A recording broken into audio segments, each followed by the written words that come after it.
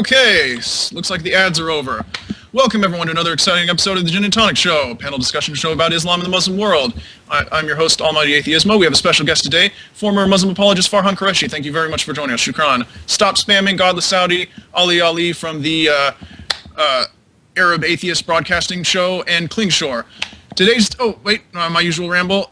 If you want to join the show to discuss anything with any member of the panel, if you have any questions, if you want to address the topic that we're going to be discussing today, or if you have a topic of your own, just send a Skype contact request to The Gin and Tonic Show, and we will add you and bring you in when we're ready to take you. Please do not call into the show. Simply send us the contact request. When we're ready to take guests, we will take you on. If you call into the show and disrupt it, it may force us to block you, which we don't want to do. All guests that call in are advised that we are streaming this live on Block TV and for also recording it for later upload on YouTube. And also, if you do call the show and make it on, make sure to mute and minimize, possibly even close the window that has the Block TV. Otherwise, you will see and hear everything twice, once on a delay, which will disorient you and disrupt the flow of the program. Okay, so today's topic: what is it that makes Muslim women the happiest, freest, luckiest, most respected and dignified women in the world? Open question to the panel.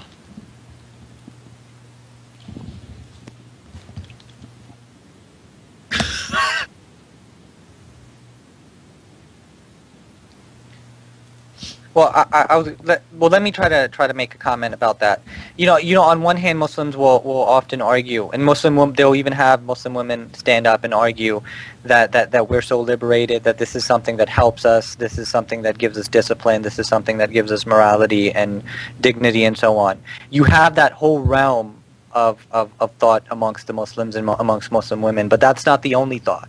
And this is what I think that a lot of Muslims fail to realize, is that while there might be certain, women who have been indoctrinated to think this way, there's a whole host of other females, of other women who don't feel that way, who feel oppressed, who feel as if when they go to high school in the West, that they have to take the hijab off and hide that from their parents, and they feel intimidated by it. And I think that's what the Muslim world is really failing to realize, that it's an issue of indoctrination, because they're trained and taught to think that this is liberating them, and then there's a whole other realm that they're completely neglecting and ignoring, the realm that where women are actually feel oppressed by it, and they don't want to deal with that. I'm reminded of this old. Go ahead.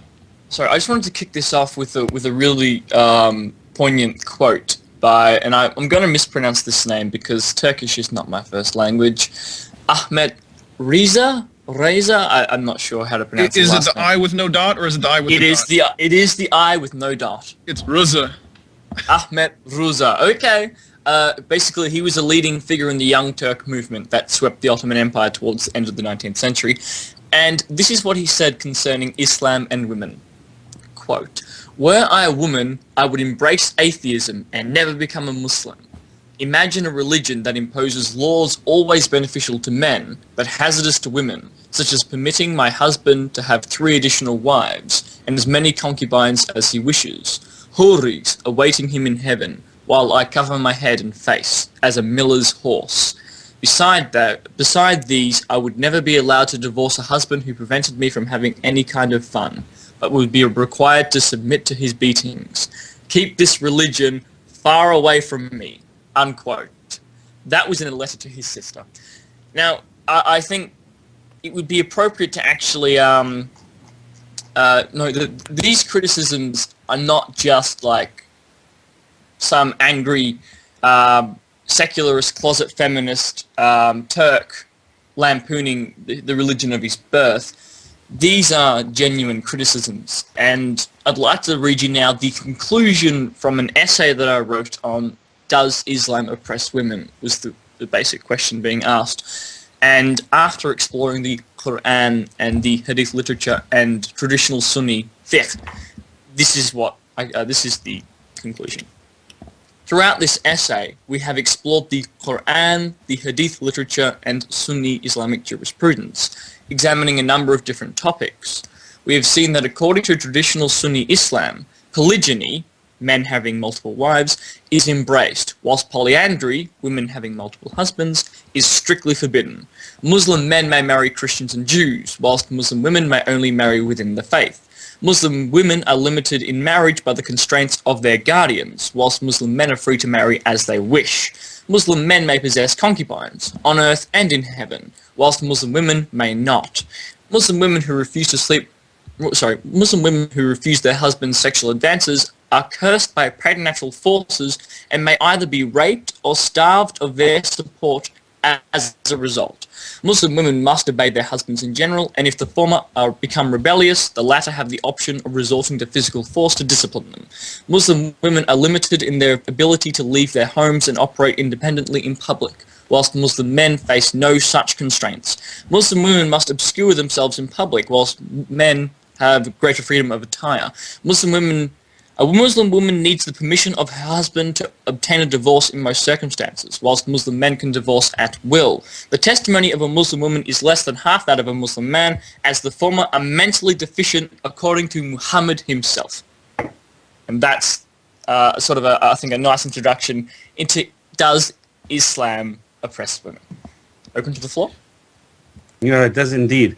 Okay, then can I add my 90-second rant to this? Because I think this is a very, very nice opener. You are taking the literal stance and looking at the sources, and I'm taking the practical approach by saying what was the situation at the time, what did Islam change, and what is the result today? And if we look into the historical records, we see that women indeed had rights at the time, but they were tribal.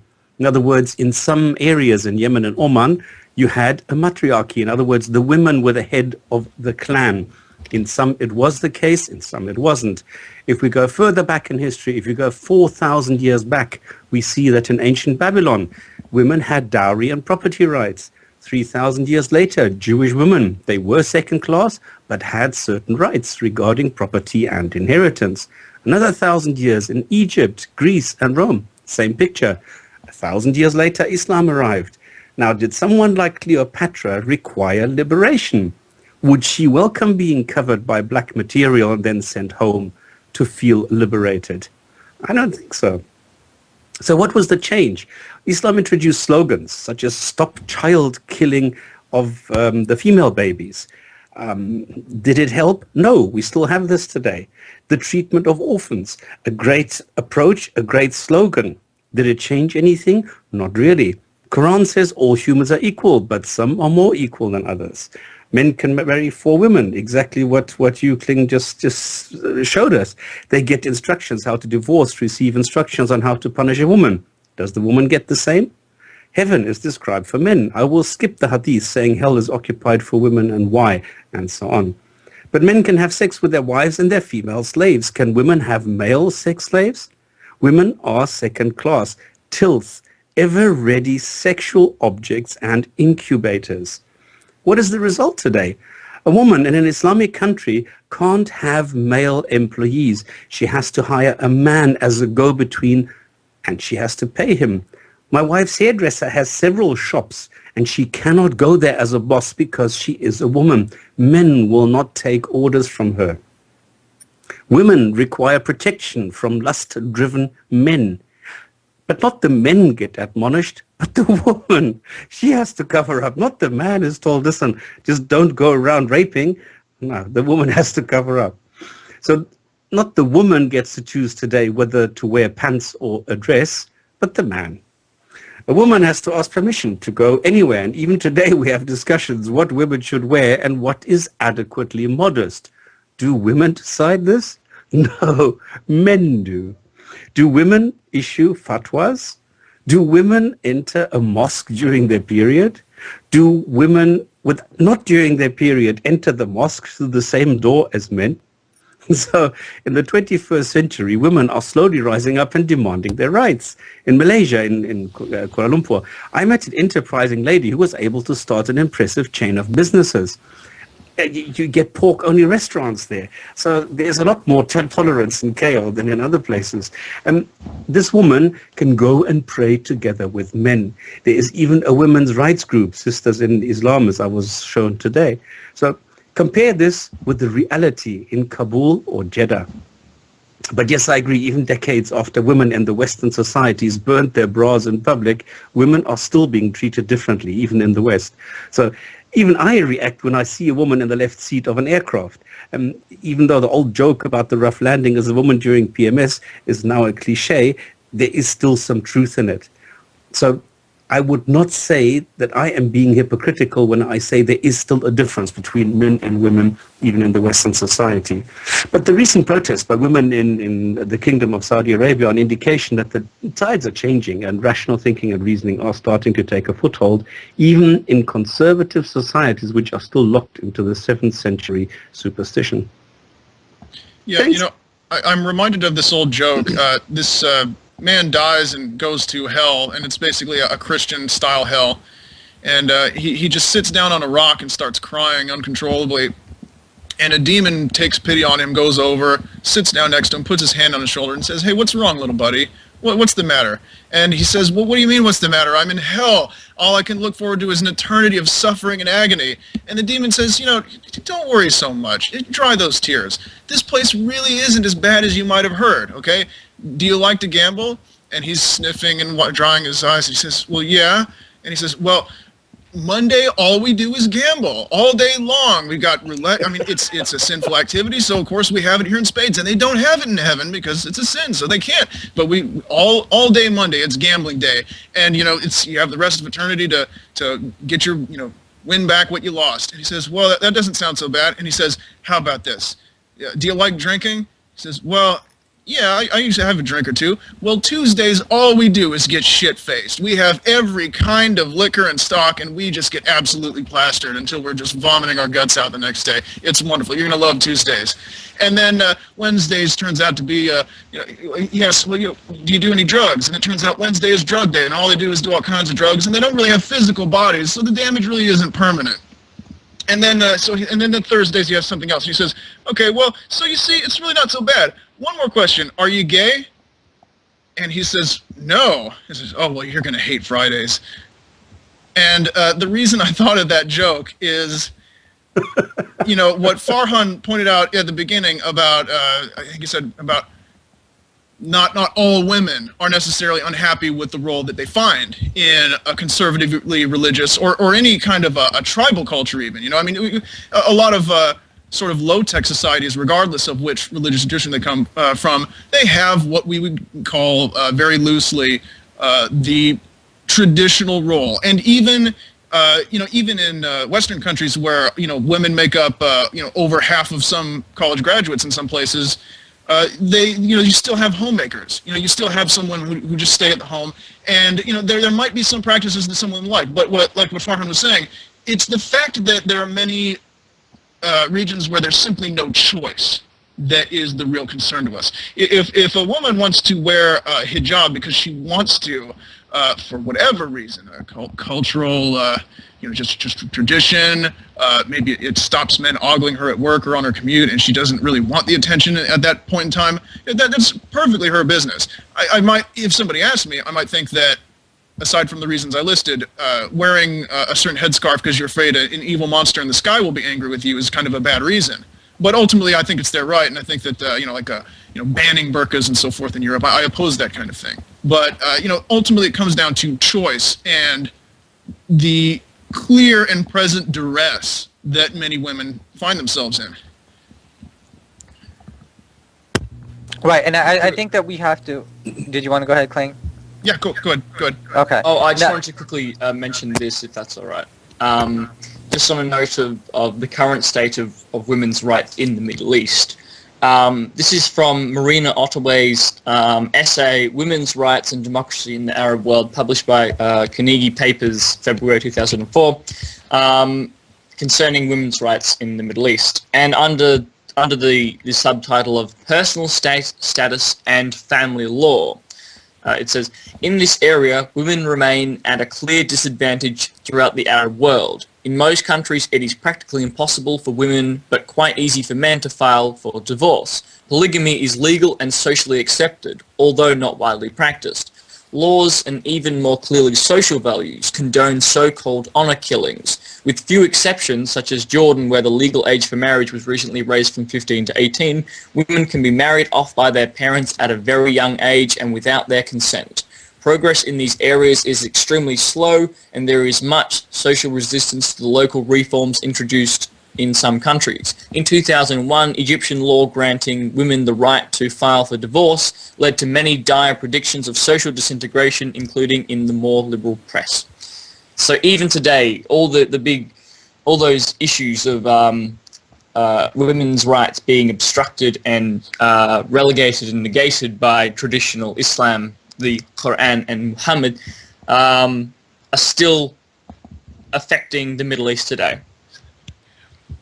Although, fortunately, change is occurring, as the paper itself suggests.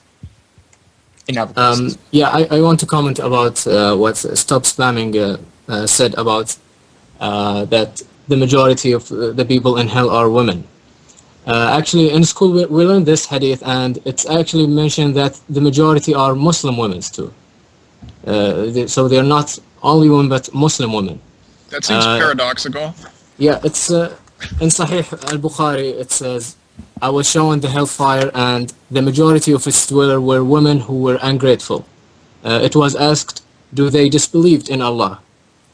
He replied, they are ungrateful to their husband and are ungrateful for the favors and the goods done to them.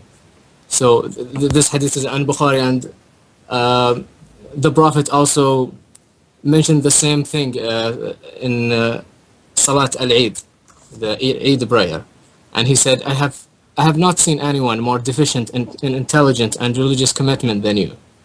When they asked, the woman asked, what is deficient in our intelligence? He said, is not the testimony of two women equal to the testimony of one man? They said, yes. He said, this is the deficiency in her intelligence. Is it not true that a woman can neither pray or fast during her menstrues? The woman said, yes. He said, this is the deficiency in her religious commitment. So that's why they occupy the majority they occupy the big majority of hell. And I will now post all those hadiths, all the references for those hadiths in the blog TV.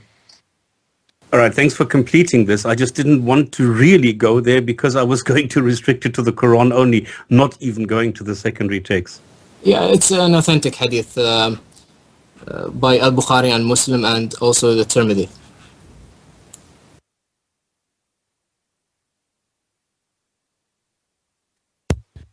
A question from someone who sent me a message. This is a message from this is a question from someone in Holland. He says, in the last few days here in Holland, we have had a bit of a discussion about our queen visiting a mosque when she covered her head out of respect. She said, now, in a way you can only agree with this. However, there are sort of two voices regarding this. I'll give you a synopsis of what he wrote. Basically, there are people who take issue with her showing respect, and okay, some applaud her. The typical camps. Some applaud her for going out of her way to respect custom, while others think that she's essentially acting as an enabler and all that, and going along is, people range from saying it's a sign of weakness, to saying that it's encouraging a misogynist symbol or practice. What do you guys think? Okay, from a practical point of view, I think it's exporting culture. This is the usual thing. But then again, if you are going into the place of worship, then I think it is appropriate that you behave the way that the rituals demand.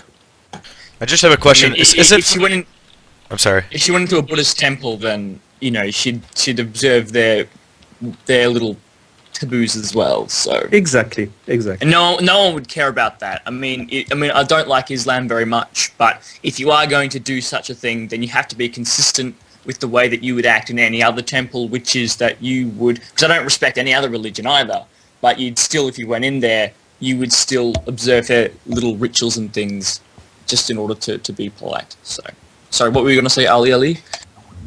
No, I was just gonna say, is Farhan? Are you a Muslim, Farhan? No, I'm a former Muslim. And a former Muslim apologist. Okay. I used to debate on behalf of Islam at one point.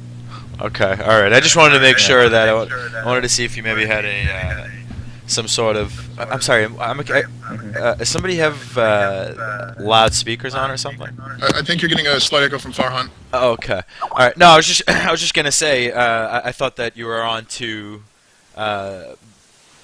propose that women were not being treated badly in Islam. I mean, I think that it's fairly clear from everything those guys just said that it in fact is. But that's all. I just wanted to make sure that you weren't still in fact a Muslim. That's all.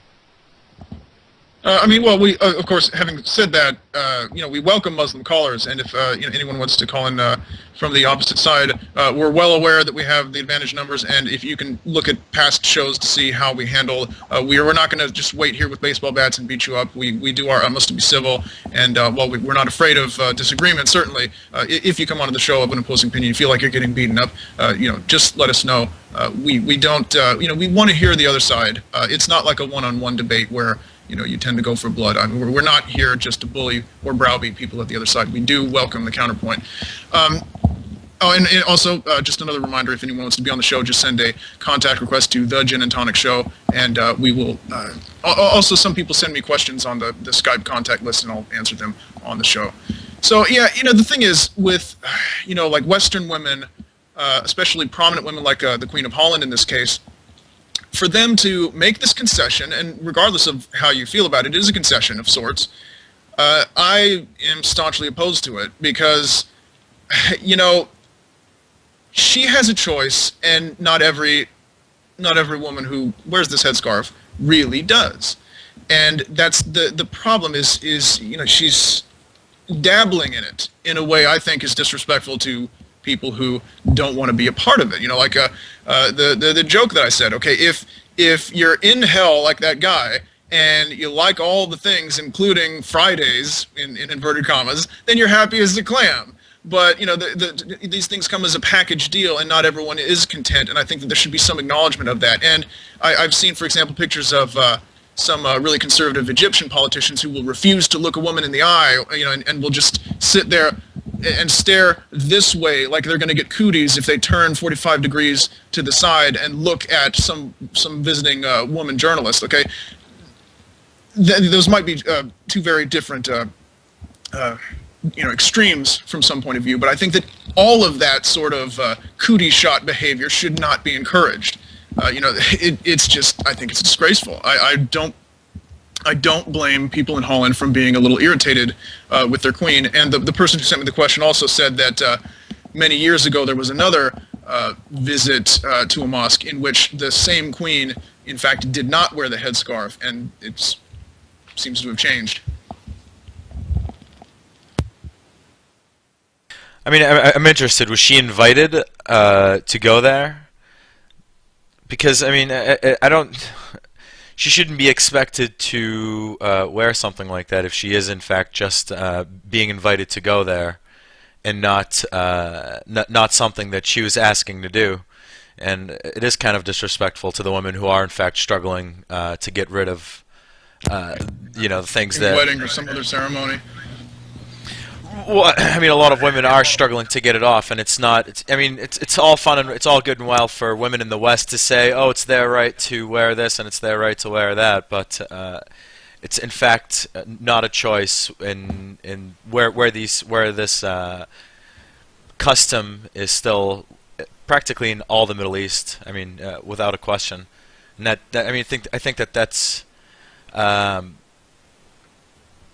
of promoting that is in a way. Yeah, I think she don't even know that it's a religious, it's a mandate by religion. She think maybe it's just a cultural costume or something. I mean, I think it's also a matter of whether, the mosque authority said that if you visit our mosque that you have to do this, versus her doing it on her own in order to, create some type of a platform where there can be more effective engagement. You know what I mean?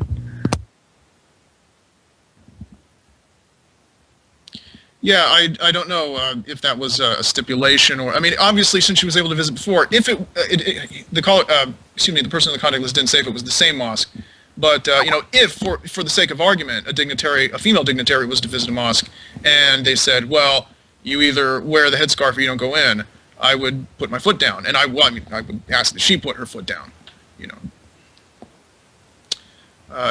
Especially, you know, like I said, the thing about not being I know this is really not normative at all, but I just can't get the image of the one Egyptian politician, the guy running for office, and he just will not look at a woman, will not shake her hand, will not acknowledge she is there, pretends like it's a disembodied voice, or some even having to have a curtain because I guess they don't trust themselves not to look in that direction.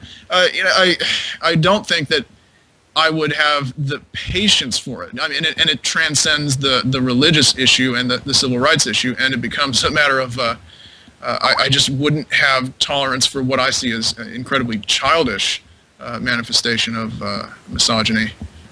Although, to be fair, it's not like that in the entire Middle East. I mean, that sounds like what you've described there, like something you'd probably see in like some backwards town in Pakistan or something. I mean, even in the worst places in Egypt, you don't exactly see that kind of thing, but it is just a patriarchal system and completely justified in Islam, and in fact is probably why there's so much resistance to it. Okay, I'm bringing in a caller, Gunderson the Gluttonous. He wants to talk about the marriage of young girls. How can you get in on it? I'm sure that's what he wants to. Hello? Do we have you? Hello, marhaban. Welcome to the show. Yes, greetings. This is a question about, as he just said, marriage of young girls. I mean, I'm still not entirely clear on the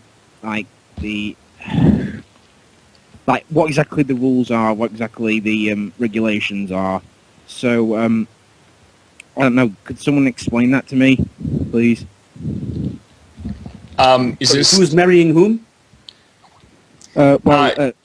Is this what the criteria and rules are for age and ability to marry in Islam for young girls, basically? Yes. Well, I did a series of videos on this on Orientalist, but if I paraphrase roughly in my head, based on the example of Muhammad, who married Aisha bint Abu Bakr when she was 9 years old, as is agreed by Bukhari, Muslim, Dawood, Ibn Majah, Ibn Ishaq, El-Tabari, and every single other bloody source, whatever Muslims like to try and claim. Muhammad married Aisha bint Abu Bakr when she was 9 years old, and so in Sunni Islam, generally speaking, for all the madhabs, for the Maliki, Shafi, and so forth, he engaged her at the age of 6, and the marriage was actually consummated, so what we would just call the marriage occurred at age 9, just to clarify, because that is a point of confusion. And so in the madhabs, the minimum age for marriage for a girl, the minimum age for, consummate marriage, not engagement, they can be engaged at any age whatsoever, but by their parents to a prospective husband. But the actual consummation, the minimum age for that to occur is the age of 9. And they also set a maximum age. It varies for the different madhabs, but basically they set a minimum age and a maximum age. And once a young girl hits the minimum age of marriage, so if a girl hits 9, then she also has to show the signs of bulugh, the signs of maturity. And once she has met the minimum age for marriage and consummation, and also she shows the signs of maturity, bulugh, then she can be married off. Well, the marriage can be consummated with whomever her parents have arranged. And in theory, she also has the right to, annul the marriage once she reaches bulugh, if her parents have arranged one for her.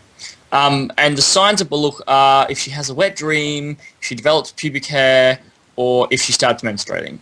But it's possible to marry a girl before she started menstruating, because in reality, girls develop pubic hair and begin to have wet dreams before they actually hit menarche and start menstruating.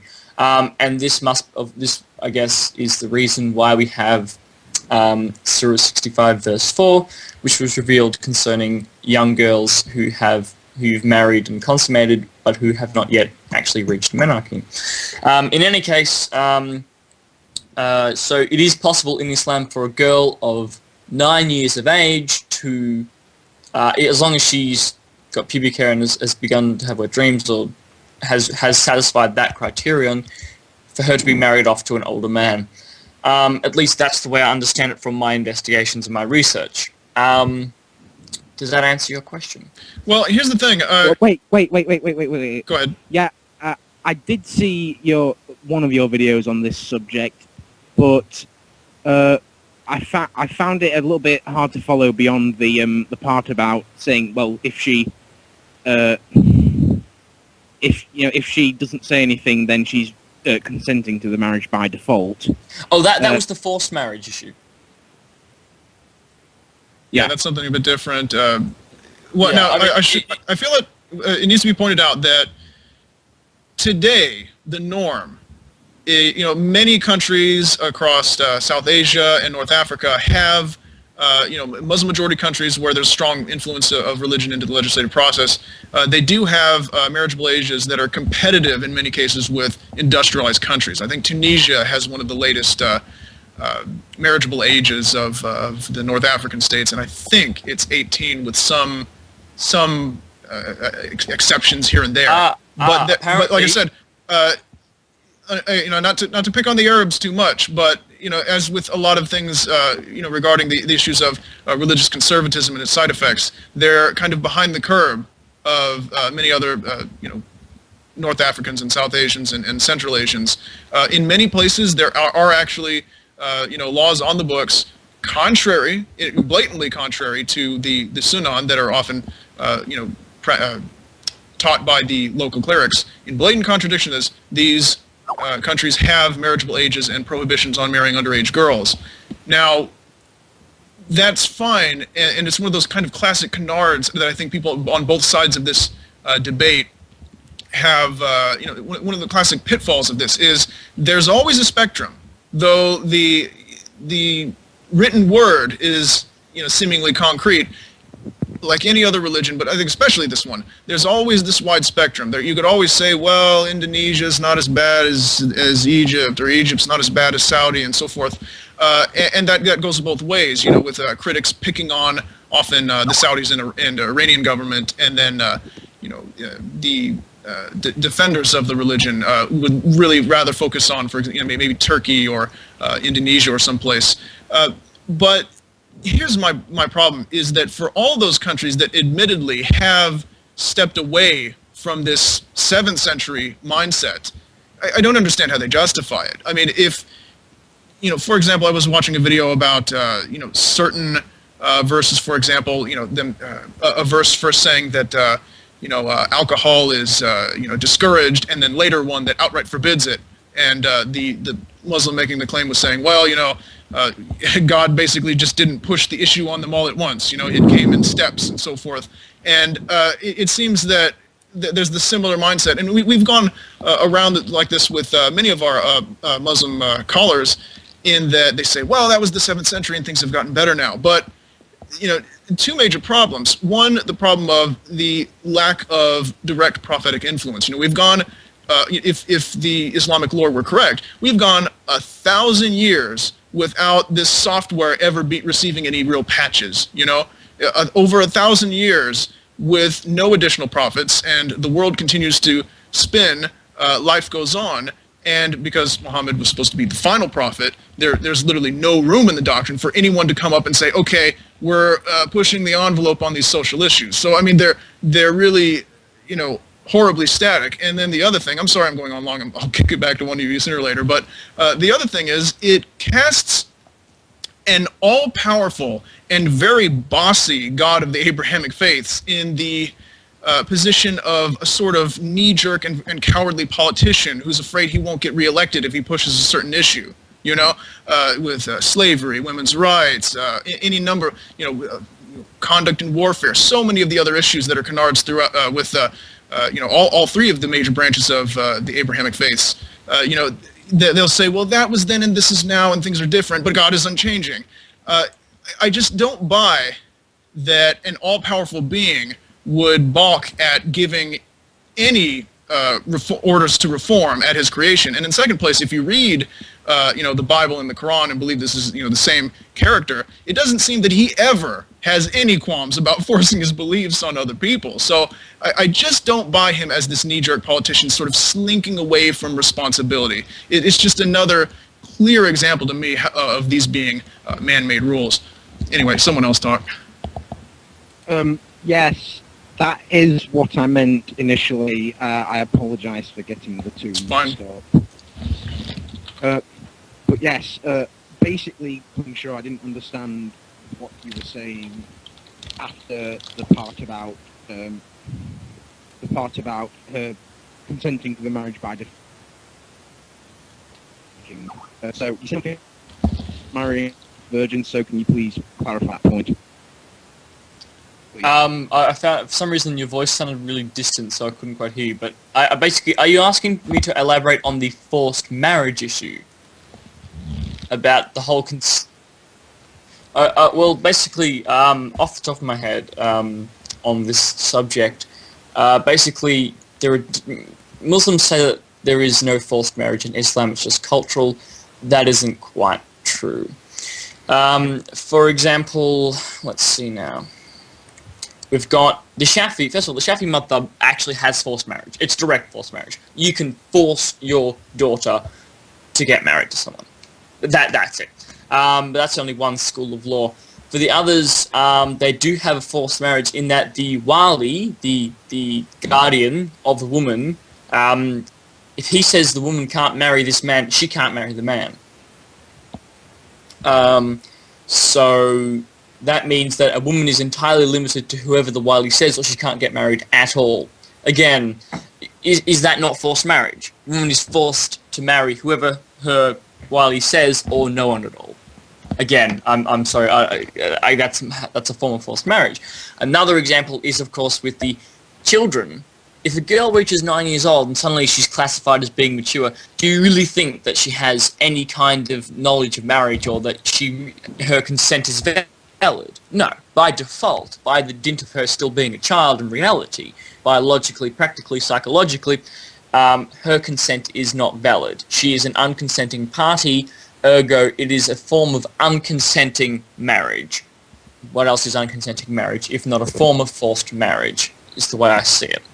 And also, it even gets worse than that, in that according to certain hadiths, if a virgin, so basically if a young girl who hasn't yet married, that's basically what it means, if she's told you're going to marry this person, if she doesn't say anything, that's consent. If she doesn't say anything when the proposal is made, so for example, if a young girl is, I don't know, shy, or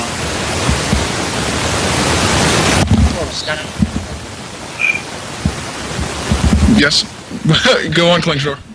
Okay, sorry, there was sudden burst of static. If a young girl is shy or whatever it may be, if she doesn't say anything, boom, that's consent. That is full consent. She can't take that back. She's consented and that's it. Now she's locked into this marriage that it is almost impossible for her to get a divorce from, in practical terms. And things like, and the fiqh, the Islamic jurisprudence gets absurd on the issue. Like, oh, if she cries but doesn't say anything, that's consent. But if she cries and she also makes like a wailing noise, oh, then that's not consent. And it's this horrible, horrible semantics that ultimately derive from Muhammad himself saying, yeah, the silence of a virgin is her consent for marriage. So yes, Islam has many forms of unconsenting marriage. Gunderson, I'm going to let you go and bring in someone else. Thanks for coming by. All right, thanks.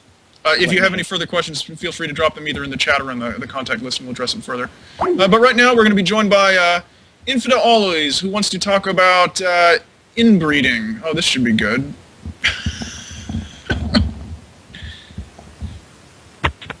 Are you with us? Yeah, hi. Hello, thank you for joining us. What did you want to ask us about? Yeah, I wanted to know about, I have heard and actually I have seen, because I live in, yeah, hello? Yes, we can hear you. Yeah, Yeah, we can hear you. uh, Go for it. okay. Actually, because I live in India and, it's one of the oldest culture, and we have one of also the largest population of Muslims here. I say 16 to 17 crores, and I have seen that they are very much interested in inbreeding. That means they marry their brothers and sisters. Even if uh, in the same family the father is same and there are two mothers, then both one child of that mother and one child of other mother can marry. You know, in our language they say that milk should be differ, and after that sister and brother can marry. How that can be scientific when everybody is saying that Quran is totally scientific? Okay, I'm going to let you go and we'll answer that. Thanks for calling in. Okay, so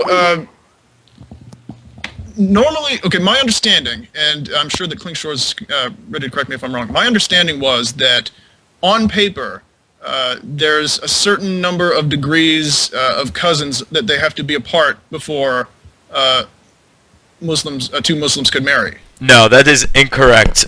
Muhammad married his daughter to his cousin. Okay? I mean, that's pretty straightforward. Ali married the Prophet's his daughter, and he is his direct cousin. So I'll go one further. Go ahead. Muhammad married Khadija, a cousin, and Khadija was his cousin? apparently, and yeah. also, and this one definitely was. What was her name again? Zainab bint Jahash. And I can't pronounce that name. You'll have to forgive me. Yeah. There's the beautiful one with the whole conspiracy about how that happened is very amusing. But the point is that she was his cousin as well. There is what is tons the of rule? How inbreeding many- with Muhammad. There is no. I mean, as long as Oh, you're no, not there is. brother and There are strict sister, rules. you're yeah. Well, the brother and sister, and you can't marry. You're right. I mean, there are few rules, but not any real scientific rules. I mean, they're just literally kind of made up. There is, in fact, inbreeding. I mean, between first cousins. That's clear. Yeah, That's first clear cousin there. marriage is pretty common in And that's a huge all problem. Arabia, I guess. Yeah, absolutely. It's almost always the case that you marry your cousin.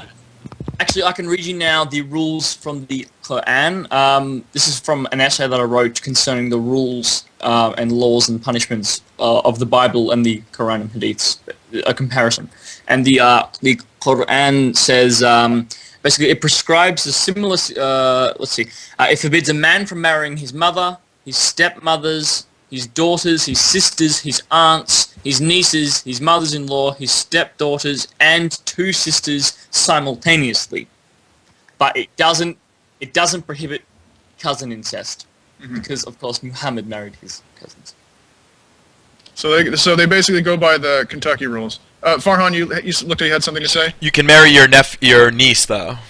What? Really? Are you sure? Yeah, I mean, Fatima was Ali's niece, and they were married by Muhammad. So yeah, you can marry your niece. Sorry, can I just ask, what is the relationship exactly? Does that mean my son can marry my brother's daughter? No, that means that you can marry your brother's daughter. Okay. Your cousin's daughter. I'm sorry, your cousin's daughter. My cousin's daughter. Yeah. No, now it's getting But not complicated your again, brother's because daughter. my Never cousin mind. is Yeah, my that's right. father's brother's daughter. No, yeah, not your brother's daughter, but your cousin's daughter. Okay. Yeah, I take that back. It's definitely your cousin's daughter, not your brother's daughter. So maybe not yeah, I mean, niece, thank you. second niece or something like that. Right. Okay. Yeah. So basically, one degree of, I guess, yeah, one degree of separation, and then beyond that, it's permitted. No, I don't think there is any. I think it's all just half-assed, and I think that there's just all these different, like, come on, I mean, but you can't marry two sisters simultaneously. I mean, but it's just he just made it up as he went along. There is no rule to it. So I don't think. Yeah. Okay, but what about the societal and government norm? Like I said, Tunisia says girls need to be 18 before they get married, despite what the Sunan say. Are there are there areas where they're just more progressive about this sort of thing? Absolutely, even within the same country. In Egypt, in Cairo, you wouldn't see anything like, probably below 18. It'd be very weird. Maybe in like some of the sidelined neighborhoods. But if you go further to the country, then you get to 14, 13-year-olds getting married. So it depends within a country. So just more educated areas just seem to be more progressive, and I mean, it's pretty clear as far as education to person ratio. So okay, but it's a societal aversion to it, not necessarily the law. Absolutely, it is in fact completely societal. At least in the country, there is practically really no law. I mean, you could say that and have it on the books, but I mean, nobody's going there busting 13-year-old marriages. It just doesn't happen. Can I just make a quick segue or a quick addendum regarding Malaysian law? I remember someone told me that, in fact, it's not... well, this is from the Laws of Malaysia reprint, Act 303, Islamic Family Law, Federal Territories Act 1984, incorporating all amendments up to 1st of January 2006. And under the minimum age for marriage, it says this: no marriage may be solemnized under this act where either the man is under the age of 18 or the woman is under the age of 16, except where the Sharia judge has granted his permission in writing in certain circumstances. So if the Sharia judge says you can marry a younger child, you can marry a younger child. So Muslims can actually marry younger. Yeah, this is one of the disturbing offshoots of this is, they'll say, well, for example, if a girl is of a certain age and or she is considered to have certain signs of maturity and so forth, it's disturbing that clerics are being given the responsibilities of medical professionals. I mean, it seems like I don't know, compared to the problem at large of these very young girls being married off, I'd say that that's a real problem. Having someone who is a lay person from in medical terms making the call based on the fact that they have a robe and have training in religious philosophy. It's really quite appalling. Farhan, you haven't said anything in a while. No, I mean, I think what the gentlemen are saying is pretty accurate in terms of, what's allowed in terms of marrying their cousins and whatnot. I think the gentleman who came on, the Indian guy, or the guy from India, was asking about brothers and sisters marrying and that type of incestual relationship, and I don't think that Islam permits that. I think the Quran does actually say that that's not allowed, but it doesn't. But it totally permits everything that these gentlemen have elaborated on. Yeah, and let's be clear. We did remedy the one mistake about the first niece marriage. Okay, he meant second niece. If there's any problem with even the slightest mistake, of course we want to correct that right away. Although I don't actually know this, but I just want to make sure: is it in fact okay to marry your half brother or half sister? I guess. Is that actually allowed? Because I'm not actually sure that I know that it's not. I know that your direct sister is not allowable, but I don't know about half sister. So if a man can marry a half brother, then a woman can marry. So if a man can marry his half sister, then a woman can marry his half brother. Is a stepdaughter the same thing? No. No, a stepdaughter is a daughter from somebody else's marriage. So I don't think that that's the same thing. But I mean, as far as inbreeding is concerned. But I'm just interested in finding out about half brother and half sister. Can they marry? The Quran only prohibits those things that are listed, which is if you're a man, so just automatically just reverse it for women. If you want to do it for women, man can't marry his mum, his stepmom, his daughter, sister, aunt, niece, mother-in-law, stepdaughter, or two sisters simultaneously. They're the only things that are listed as prohibited. So I guess if it isn't explicitly prohibited by God, then probably must be okay. I think that guy might actually have some theological backing then. The Indian gentleman who just called might actually be in fact correct. He's saying that a guy has two wives, they both have children with that guy, and then those two kids get married, would therefore make them half brother and half sister. That would in fact be allowed, so maybe it is. I mean, I'm know, this just is saying. becoming like the who's on first routine. I guess the bottom line, I want to get off of this topic, and of course, we realize that in getting our wires crossed, I'm sure that there's some inaccurate information stuck in there. We will address any and all problems that come up. But bottom line is, like so many other things, I think it's typical of the early, the late classical, early medieval period. You know what I mean? The problem is that the doctrine doesn't change. People do, but the doctrine doesn't, unfortunately. But I guess during the 7th century, all over Eurasia and North Africa, probably pretty normative at the time. Even much later, you had the Habsburgs marrying off very close relatives. I think closer even than that, and the excessive intermarriage led to some problems in the shape of deformities and mental illness. So yeah. And the thing is too, like, a lot of people know about this now, and basically what's happening now is they're getting they're getting their genes tested to see whether or not they're going to have issues with having children. So they're actually kind of technology's helping more of that happen, I think. Okay, we've got a new caller, Jesse Zudi. Or is it Zuhdi? I don't know. Anyway, he wants to talk about what we're discussing now. More incest. Yay. Can you hear us? Are you there? Hey, how's it going? Can you hear me? Yes, thank you for joining us. Thank you for having me. Then never mind. So what did you have for us?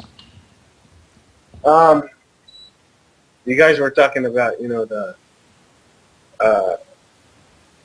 how a Sharia judge can actually judge if a girl is mature or not. That stuff. Well, we're in 2012, so there can be medical consultants, just like in any other court. Mm-hmm. Yeah, I would hope that they would do that. I mean, have you ever been privy to such a ruling or what am I trying to say? Such a process? What do you mean, like, have I? Well, what I'm saying is, I take your point that it seems to me that if I were following a religious doctrine, I would still want a medical professional present, whether he be particularly religious or not. So, but I mean, is that the norm? Is what it really boils down to? Okay, like, I just want today's Sharia law, today's Sharia courts. Yeah, I mean, do Sharia courts normally bring in medical professionals to weigh in on this the subject? I don't know if they do, but I mean, it doesn't matter regardless, because if you're going to talk about Sharia law, you can't talk about modern times, because look at Saudi Arabia. It's a government that executes people for without trial, or it's not fair to talk about Sharia law and people who apply it right now, because no one actually applies it. I'm sorry, well, I didn't catch the last part. No one what? No one actually applies Sharia law the way it should be applied. Well, I'm sure that each and every one of them would disagree, but Kling, you had something? Well, I mean, first of all, on the issue of why modern clerics wouldn't use... I mean, in every society, the clerics are always the last segment of society to accept modernity, whatever modernity is at the time. They are always the last ones to accept the medical profession. I mean, do you know, famous example, polio. Why is polio still in the world? Because Muslim clerics said, don't immunize yourself from it. And so through the means of the Hajj, it spread all throughout the world again. So I'm very skeptical of the idea that these clerics will be consulting medical professionals for what age a woman can get married. It seems extremely unlikely given their track record on the issue. And you said yourself, you actually have no idea. You just, supposing. Here's the thing. I'll give the benefit of the doubt to some of the more liberal clerics. I know that there are Muslims who are approximately equivalent to Presbyterian Christians, and they're the ones that just say, okay, well, no, we will have a doctor there. I mean, it just seems like such a common sense thing. I guess I can't imagine them not doing it, But amongst the more dogmatic and conservative, I wouldn't have that same assurance. You have people who, and like so many other things, a vilification isn't really necessary. You have people who think they're acting with absolute certainty under divine guidance.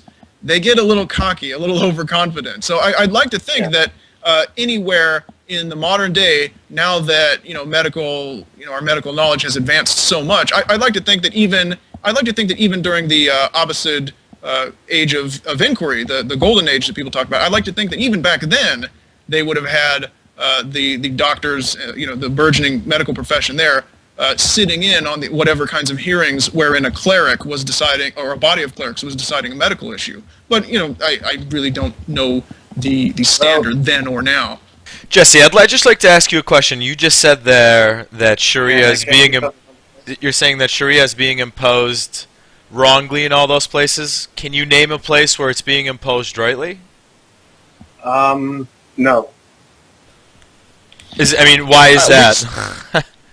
Well, is it because it's inherently made to be imposed in the wrong way, or just or just we're all stupid enough not to be able to get it on? No. I mean, I'd like to understand why you think that it hasn't been done successfully until now, and you think that for some reason it's still valid as a good law. I mean, if we can't even impose it in the right way, then what good is it? No, I didn't say we can't impose it in the right way. But you're saying nobody is imposing it in the right way. Yeah, nobody is. But but that's what I'm saying. I mean, that's kind of a bad track record. Let him come back, Ali. Let him come back. You see, it takes years, sometimes centuries, to change nations. Right now, the Middle East, they're weak. You don't need an expert to tell you that. Mm-hmm.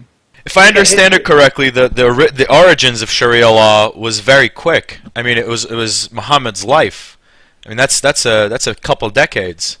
Actually, no. That's the common misconception. Sharia law predates Islam. Sharia law began with Roman law, Persian law, Babylonian law. And during the early Umayyad Caliphate, when they took over the Middle East, they began to just re-implement the Roman law and the Persian law. That's where Sharia comes from. And then the al-Hadith, the traditionalists, were unhappy with this. Though there was all this conflict between the jurists, who were just doing the Roman law and so forth, and those who actually thought that all law should be based on the Sunnah and the life of Muhammad and the Quran. And so basically, it wasn't until Imam al-Shafi that these two separate phenomena were married into fiqh, what we call today, Islamic jurisprudence, or which is basically the implementation of Islamic law.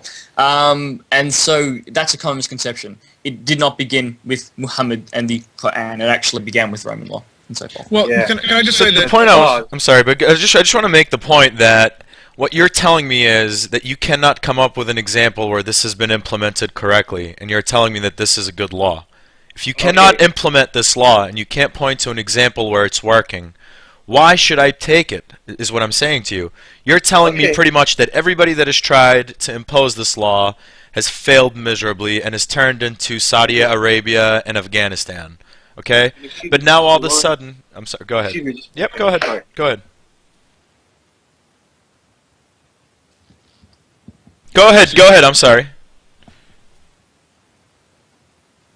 I don't know if he's having connection problems, but I'd like to jump in really quick. Here's the thing. This is a very common red herring with religious debate in that different sects and different interpretations often disqualify each other so that they shouldn't be counted. And now, the only way I can see that their argument would have merit is that if we were to take all of the different cases that a religious court could rule on, there are so many different issues, and there's so much difference of opinion. If there is a group out there that got everything right, they would be very much a very sliver of a minority. There's somewhere out there that there's a gray or a discrepancy between another school of thought just down the street.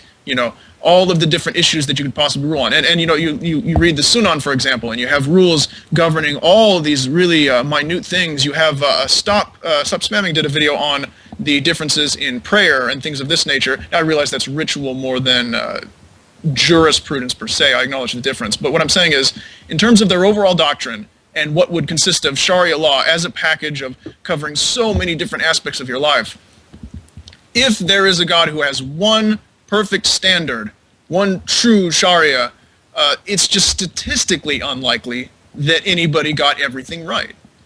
But I'd like to add one final point is, while certainly, let me just say that if many of these countries aren't applying this law correctly as it's written in the Quran and the Hadiths, it's not necessarily the bad thing that many Muslims seem to think it is. For example, my example of, countries having legal ages in direct defiance of the Hadiths about how young you can marry a girl. They set, concrete ages that are approximately the same as, their cousins across the Mediterranean. You have, North African ages of marriage that are, in some places, competitive with, European or other industrialized nations. And now in some of the country areas, they ignore it, of course. But it's a problem that's not going to go anytime soon. But what I'm saying is, in that case, Tunisia saying you can only marry a girl at 18 with some limited exceptions, isn't it a good thing that they have overwritten the law divine? But of course, you can't say that. You can't say that because if it's a divine law, so you're at a real impasse. Okay. I've got no problem with that, but I'd like to hear Jesse finish. Jesse, Can we just hear Jesse answer? Because I just really want to understand what example he's looking for Sharia law. guys, I mean, There's six of us. time There's six of and us, give me and the Jesse time has to always answer. been civil in the past. So let's make sure that we don't turn this into a feeding frenzy. Okay, I'm that's all I trying, ask. I'm trying to keep the questions from Klingschor in my mind to answer them, so I Okay. got lost with everything. That's fine. Okay. So what do you want me to answer? Okay. Well, it was Ali that wanted a particular. Could you? No. All I was saying is that basically what we're saying is you're telling us that there's this great law, okay, that you want everybody to follow, all right? But for every single example of people that have tried to implement this law, it has turned into Afghanistan, Sudan, Saudi Arabia, and all those countries. Why should we believe that anybody else is going to be able to make this thing work? It's so unreliable that the people who think they're doing it right have turned into this horrible thing. What is it that you would say to convince people that, oh yeah, we'll do it right this time? Is basically what I'm saying to you. I mean, do you see where we're coming from here on that? Yes. Okay, do you think that it's fair to judge something that's been around for 1,500 years just by what's happening to it today? I mean, look at like Atheismo said, the golden age. I mean, no one can deny how great Islamic empires have gotten, and then, like any other nation, it's just natural that for any strong nation to eventually become weak and collapse and die. Okay, but I mean don't you think that that's such a cop out? I mean, if this is such a, what I'm saying to you is that, I mean, what you've said there is basically what we're saying. Why don't we just get rid of this 1,500-year-old law because it's obviously not going to work today? This is what we're saying. This is basically the point that we're making here. Is just that you haven't tried to implement it. Yes, we have. That's what I'm telling you. Is all those countries have, and they've all failed. Is that not correct? Okay, first of all, you're talking about a country that does not allow women to drive. I mean, it's not fair to talk about Islam in that context. Okay, there's a book called The Liberation of Women. or the unshackling of women, however you want to say it, Tahrir al-Mar'a. It was written by a Muslim guy, and it has information to back up the claim only from the Quran and the Hadith. No any other sources. And that book is banned in Gulf. Okay, I was gonna just can I jump in there real quick? Yeah, well, I just wanted to make 2 comments. First and foremost, I mean, I think that Brother Jesse had brought up, the golden era of Islam when Muslims were actually, bringing about progression to the world. First and foremost, I think what a lot of Muslims forget is that this was a very deviant group known as the Mu'tazila. The Mu'tazila are not regarded as Muslim by any of the 4 fuqaha, by Ibn Taymiyyah, by any of the classical Islamic scholars. They're regarded as deviant. So these Mu'tazila that were mixing Greek philosophy and Greek sciences and Hindu sciences in with Islam, in building in Iraq what was known as Baytul Hikmah, the House of Wisdom, was that they were actually doing this in defiance to the Quran and Sunnah. And what the Ahl Sunnah wal Jama'ah wants to do is implement the Sharia law as it is in Quran and Sunnah. But, as Brother Ali was saying, have not been able to do so since the first 3 generations, or since the time of the Khulafa Rashidin. That Muslims have utterly failed in implementing the Sharia law. But even if you are to look at little things like women not being able to drive or not, and this is such a common statement of Muslims is that the Sharia law is not being implemented in the world correctly. That's you'll hear Muslims say that so often that and they have no idea what they're talking about. And here's what I mean. Is that they really fail to depict a picture of what Sharia law would look like if it were to be implemented. And I think, Jesse, that you would have to kind of explain to us what is Sharia law, especially when dealing with the status of women and how women are treated in society, what that would look like in an Islamic state, and how that would differ from what we're seeing today. But just more. I just want to add one more thing to that before Jesse answers. Is you also have to put on to that, guarantee to us or convince us that it will not be perverted. This version that you have, that it won't be perverted, just like the original one has, according to your own sayings there. So you've got to not only say what it is that you think is the right one, but tell us how we can trust that that the same thing won't happen to it as they're doing at the moment, the current failures that we're seeing. Bring reinforcements for Jesse. I'm going to keep Jesse on, and I'm going to bring in Radia, who believes that Islam dignifies women. Okay. So, answering Farhan, well, there's, about the Salafis. Salafis believe that we have to understand Sharia and the Sunnah the same exact way that people, or specifically people like Abu Bakr, which is the main companion of the Prophet Muhammad, used to look at it. But they have the logic of, or the question is, who understands Quran better, me or Abu Bakr? But that's the wrong question to ask, because we're living different times. I believe that there are certain things in Sharia law that cannot be changed, and there are many things that are flexible for people to manipulate and to adjust in a way that will work for the society. But this is exactly the problem. Is what you said there is exactly true, okay? But the problem is now you've got different factions that want to change different things, and they all say they've got God on their side. Do you see the problem with that? Yes, Why don't we just skip the whole thing and figure it out on our own, and not refer to some other power and end up, feeling that we're right and those guys are wrong? Okay. And end up with Saudi Arabia and Afghanistan. Okay, I'll give you an example from modern times. Look at the Muslim Brotherhood in Egypt. Regardless of what you think of them, people in Egypt, they love them. They were elected by the majority, like overwhelming majority. Is that right or wrong? And there's a saying that people in Egypt did not revolt for Islam. They revolted for democracy and for justice. And they found that in the Muslim Brotherhood's social behavior. Let's take a break. Radia, welcome to the show. Can you hear us? Or is your mic working? Oh. Yes, thank you. Okay, no, go for it.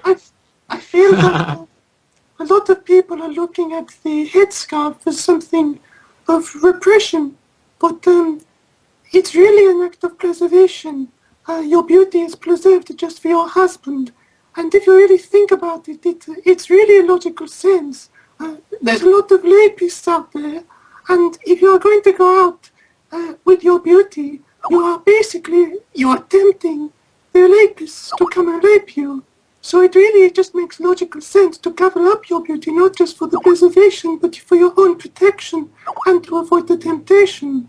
Such an ignorant fool. Yeah. Well, anyway, see. This is Oliver is punishing me for not letting him on his pseudo-racist account that he tried to get on the show in like 5 minutes ago, and I recognized the username. But anyway, Radia, thank you so much. Salam, sister. The show is normally such a sausage fest. We appreciate any perspective from a proud Muslim woman such as yourself. Anyway, Jesse, you can just ignore that.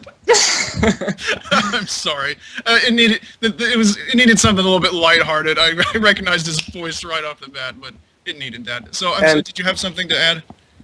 Yeah, there's. Do you know Tariq Sweden? I'm sorry. Yes. Okay, Godless Saudi has heard of him. Yeah, I know him. He's pretty famous sheikh. Yeah. There are some other scholars like Wajdi Ghanim. Do you know him, Saudi? Yes. Wajdi Ghanim called Tariq Sweden an infidel, and they're both people of high places. To be fair, Tariq Sweden does not have a degree in Sharia, but he has a huge audience, and he was called an infidel, or not an infidel. What do you call it? A non-believer or a kafir, a traitor of Islam, or just because he said some things on his show. Because he what? Because he did and said some things. For example, like in the audience, he said he had the men sit next to women, and that's what Wajdi Ghanim, the Egyptian scholar, considered to be kufr. Okay, and what do you think? Me, I think that it's extreme to do that, and not only that, also because Tariq Sweden was asking people questions, was asking the audience questions like, do you think that hijab, or the headscarf should be like a must, or it should be like a habit for whoever wants to do it? You see, that's what he exactly called. That's what Wajdi Ghanim, the Egyptian scholar, called disbelief. Okay, do you think that women have the right to travel alone without the permission of her husband or father or guardian? Yes. And that's actually opposed what the Prophet says. So you want to implement the Sharia, but not all the Sharia. So you're just like any other Muslim country, because you hate Sharia because it has so many bad stuff in it. I hate Sharia. Yeah, because the Prophet said, it's an authentic hadith in Sahih Bukhari, a woman should not travel except with mahram, which means guardian, her husband or man with whom that woman cannot marry. So you're actually in opposition of Sharia. Okay, there's a hadith. No, that's an authentic hadith in Bukhari. Hey, can I say something else? Okay. Yes. Sure. There's a hadith that basically says that no people that are ruled by a woman will ever succeed in life, or will ever become something good. Yes, that's an authentic hadith. Wait a second. You see, a hadith like that will give you the impression that it's not allowed for women to become leaders. But what you don't know is that there are 44 how do you say 44 روايات. 44 saying, yes. Different saying of the hadith, yes. 44 different ways to say the hadith, or 44 different hadith sayings. And if you study all of them, you can come to the conclusion that it's not that conclusive to not allow women, to become leaders. But you can come. Say that women can lead men in some part, but she can't be the head of the state. That's the conclusion that the Sheikh come to. Yeah. So I'm not talking about that. I'm talking about this hadith that says women cannot travel. So this is part of the Sharia, and if you look up Ahmad bin Hanbal, Shafi'i, they all agree about on this hadith that women cannot travel without mahram, and you don't like this law. So how are you gonna implement Sharia if you don't like a lot, whole portion of it? Well, you see, that's not the way. How do you? Let him come back. Let him come back. Okay. If there were to be an implementation of Sharia law, the agreement upon the laws is not the way we are doing it right now. You bring me a hadith, you tell me, are you with or against that? You would have thousands of scholars give their opinion. For me, I'm a practical person. It's not practical for whenever. So you don't care about what the Prophet said. But the scholars have already agreed that it is in fact the case women should not travel without a guardian. This is what we're telling you, is that is what they're saying. So you don't actually agree with what the Prophet said, because this hadith is being cited with Bukhari, Muslim, Ibn Majah, and they all agree it's an authentic hadith that the woman cannot travel without mahram, and you say no, she can. So you're in a position of your Prophet and his Sharia law. Like I told you about the hadith about women leadership. No, I don't care about this hadith. I'm talking about this one. Yeah, I know. Travel. Okay, but you bring a hadith, I bring another one. I tell you, it's so the same let Jesse come back. Let Jesse come back. Like which hadith I didn't study the whole origin of the hadith, like I told you. So for the other hadith, I already told you it's an authentic hadith. Origin. What? I already told you it's an authentic hadith and Sahih that one Bukhari. Is true. The one I told you is true. I haven't studied the hadith. I'll take a look at it maybe next time. I'll talk about so it. how do you want then people to determine which hadith to follow and which to just throw away? Just like that's what you did. That's the thing. That's not my job. Yeah, so it's not a solid law. You can't implement Sharia law. Jesse, everyone has Jesse, different. Okay, wait. Why don't you agree what you're talking about? The very thing I promised, Jesse. the very thing I promised Muslim guests wouldn't happen is going to happen if we don't tap the brakes a little bit. Okay. I'm going to put in my 2 cents a little bit. The thing I've found about a lot of these sorts of issues is there are seemingly contradictory messages coming from the Quran and Hadiths, and especially with women. I was talking with one Muslim through private messages, and they said, well, you're wrong about all that stuff because the Quran says, or he had a Hadith or something that says, it is forbidden for a Muslim to be unfair to his wife. Something along those lines. And I thought, well, isn't it just a matter of redefining what's fair or unfair, kind or unkind? Because, if you have a sort of vague verse saying, okay, well, it's forbidden for you to be mean to your wife, and then you have a very specifically worded verse like the one that Godless has quoted, then it's basically shifted the baseline. It said, well, you can be fair, but this is not fair. This is not unfair. Yeah. Otherwise, we, Allah's apostle and God speaking through him, wouldn't have told you to do it. So, it's just a different standard of treatment. You know what I mean? Like in any other society, exactly. The way I treat a human being in my house is going to be very different from the way I treat my dog. When I sit down to eat dinner, and I don't allow Bob, my black Labrador, to come in. He has to sit with his little paws, on the carpet, outside of the kitchen. And if he tries to inch forward, he gets a little whack on the nose with a newspaper. Now, I think that's fair for a dog. You know what I'm saying? I think that's perfectly fair. I don't think that any, only very sensitive pet lovers would say that I was being unfair to him. He's a dog. And I think that this is the problem with issues of slavery and women and things like this, and how they're dealt within the Quran and the Hadith. They don't think they're being unfair. You know, Muhammad and his companions, they don't think they're being unfair when they apply rules like what Godless was talking about. So I think that the problem is that the seemingly positive verses are very nebulous and vague, but the verses that we are critical of are often very specific. Okay. I just want to get something. Saudi said, I just want this to be clear to everybody who's listening here, that basically Saudi just gave you a hadith, gave you the consensus of all the scholars who've agreed that this is an authentic hadith and this is what it means, okay? And he told you, and basically you've gone and said, oh, some hadiths are not authentic, but this one is. You say, I don't know, I haven't studied, it's not my job. But that's what we're saying. The people whose job it is are saying that that is the case. You see the problem with what you're just saying there, Jesse? You've basically just said that it wasn't your job, it was these other guys' job, right? But that's what these other guys say.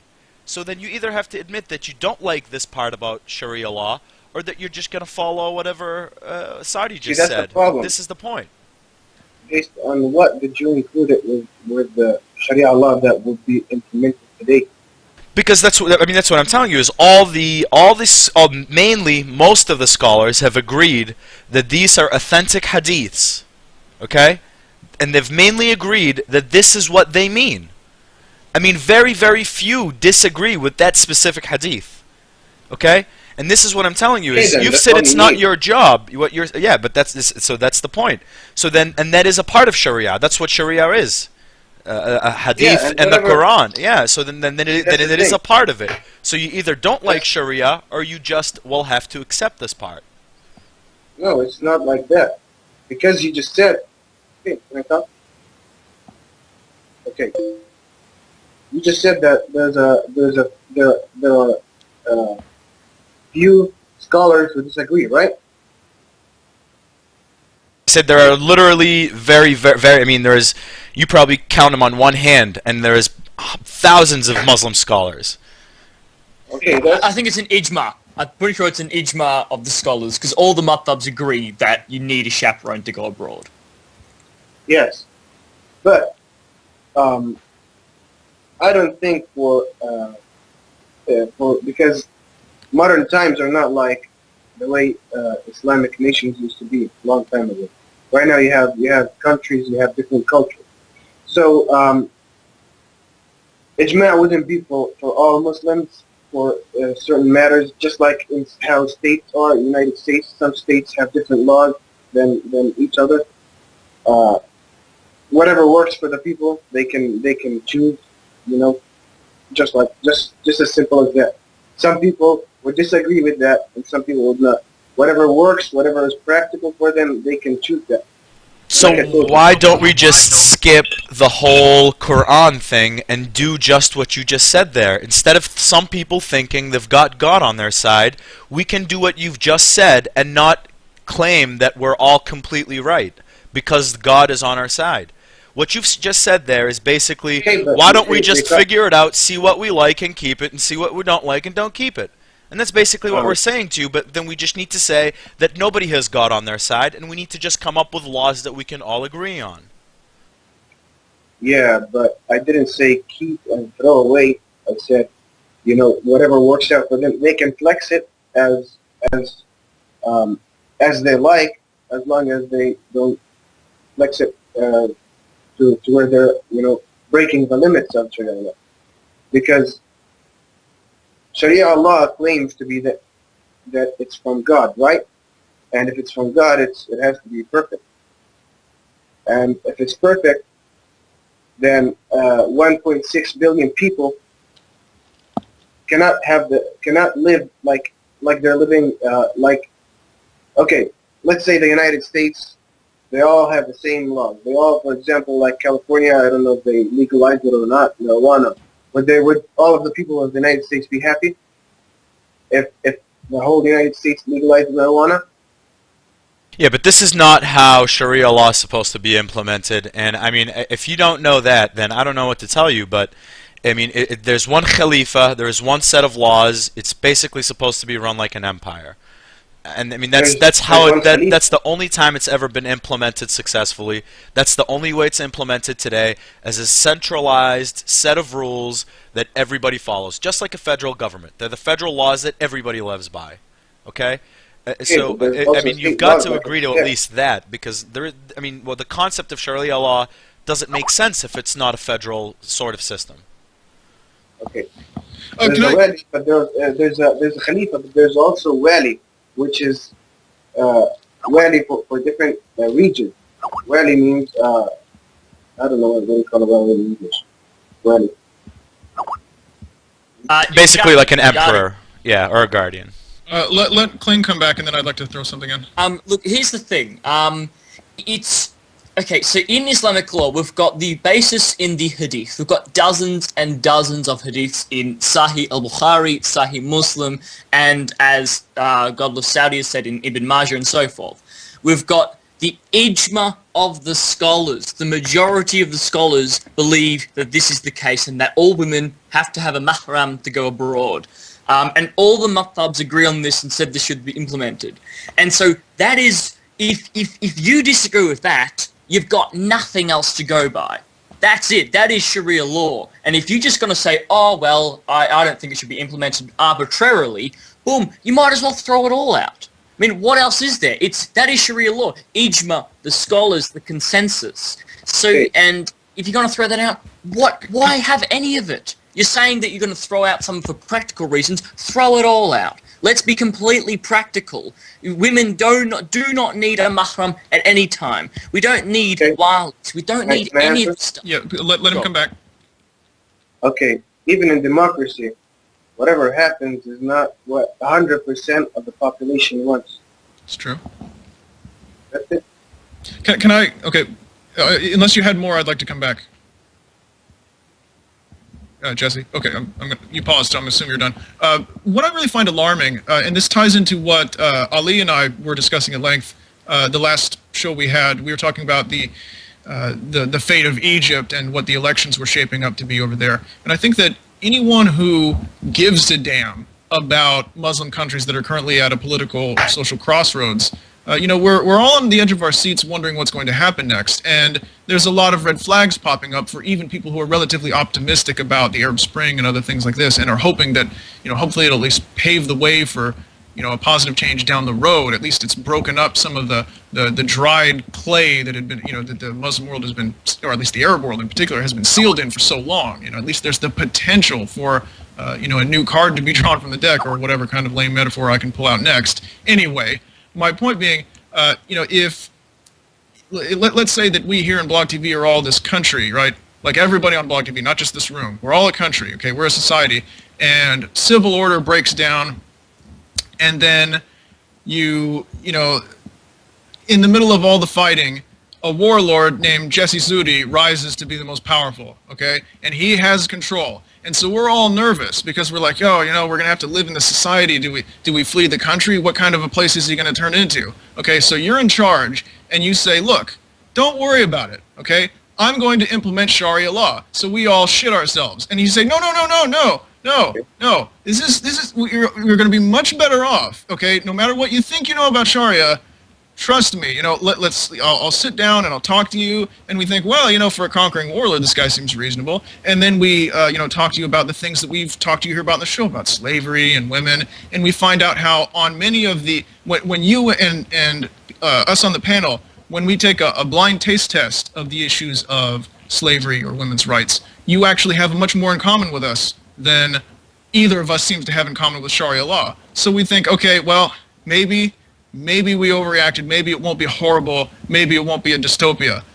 And then you say, oh, but it's not my job to do that. I'm gonna relegate it to these clerics. And then we shit ourselves again because we think these are the very people that we were worried about. If it was up to you, maybe we could live in, you know, we could have some middle ground. But then you sort of pass the baton or reins to the very worst people, the people we absolutely dreaded, the people who represent for us the worst case scenario. And this is just, this is not exclusive to Islam, but this is one of those sort of timeless things that led to, that lead to really negative political upheaval and a negative result of political upheaval, is that the moderates are just too quick to pass the reins to some very extreme elements who just have a few degrees of synecdoche in common with them, and then the next thing you know, some truly crazy people are in charge.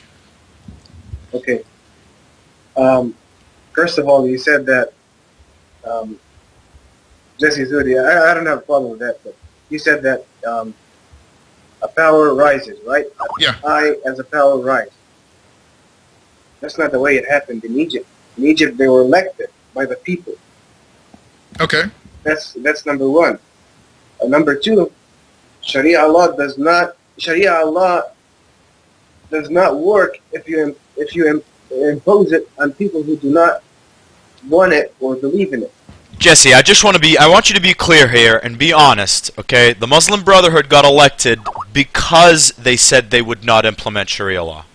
Okay? They're not going to cut people's hands off.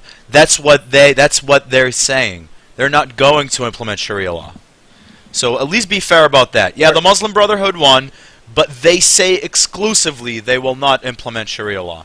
They said that it is the basis for their law, but we all know very well that the first hand cut off in Egypt will turn everybody against them. Okay, I think. didn't hear that Do you think exactly, that the punishment? Let Jesse come back, please. Okay, I tried to be objective as possible. You know what I mean? Now, I didn't hear what you just said about them. All I said was they say they will not. They will not implement Sharia law. They say that out loud. They say that to the Western world. They say that to the electorate in Egypt. Everybody knows the Muslim Brotherhood says they will not implement Sharia law. So people didn't vote for Sharia law. They voted for a party that said they would exclusively not implement it. Okay, so stop bringing them up like they're going to implement Sharia law, because that's what you're using in the Asfire here. At least, if not, I don't understand why you bring them up. Okay, because they are the religious party, in power right now. That's what they are. Now, what you just said, I never heard it from anyone else. We're talking about Sharia law. We're talking about Sharia law specifically. Okay. But like I said, people, when they revolted in Egypt, they did not revolt for Islam or for the implementation of Sharia law. They did not say we want Sharia law. They said we want democracy, and that's when the Muslim Brotherhood's true colors began to shine, because people began to see how well they operate. That's it. Did I mention anything about Sharia law within what I just said? That's the subject we're talking about, is Sharia law. And you keep saying that people want it, but in fact the people voted for a party that exclusively says they will not implement Sharia law. People in Egypt, I know for a fact, don't want Sharia law.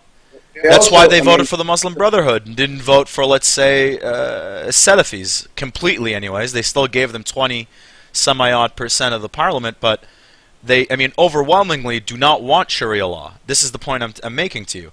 That's what we're talking about, I believe. Okay, Sharia law does not when you're talking about Salafis, that does not mean Sharia law. No, but Salafis say. Oh no, that's exactly what it is. Salafis say they will implement Sharia law. Muslim Brotherhood says they would not. Not Sharia law. Their Sharia law. Now, isn't that convenient, though? Isn't that convenient? Why is yours more right than theirs? I'm sorry? Why is your Sharia law more accurate than theirs, if all the scholars are on their side? Which is the whole thing, which is exactly what we're trying to say. I'm not saying it's more accurate. See, 20% of the population, or I don't know, you said 20%? 20% of Egypt voted for them? A little more than 20%. A little more than 20% of the Egyptian population voted for Sharia law, because that's what the Salafis would they say they would implement Sharia law. The Muslim Brotherhood says they would not. So it's not that people want Sharia law. That 20% or 25% voted for the ultra-conservative view of Sharia law. No. No. The Muslim Brotherhood does not want Sharia law at all. It's not a more lighter version of the Sharia law. They don't. They completely say they would not implement Sharia law. Sharia law isn't up for grabs between you and I.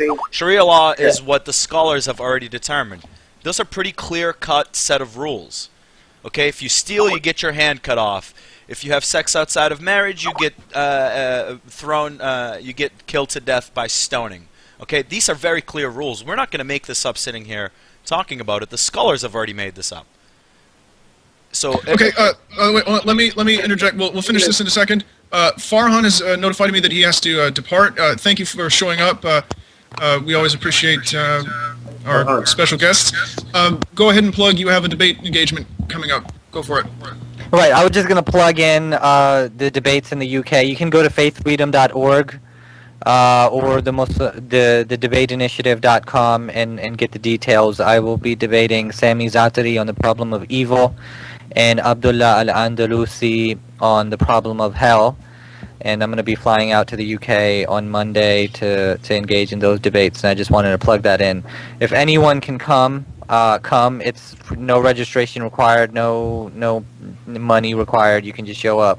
So I hope to have supporters there, but if not, we'll just go with it. Thanks for having me on, and I look forward to coming on in the future. Okay, yeah, you're always welcome back. You know, it's a shame. I guess you didn't really get to. We got sidetracked on so many things. I think it was a good show overall, but I didn't get to ask you some of the questions.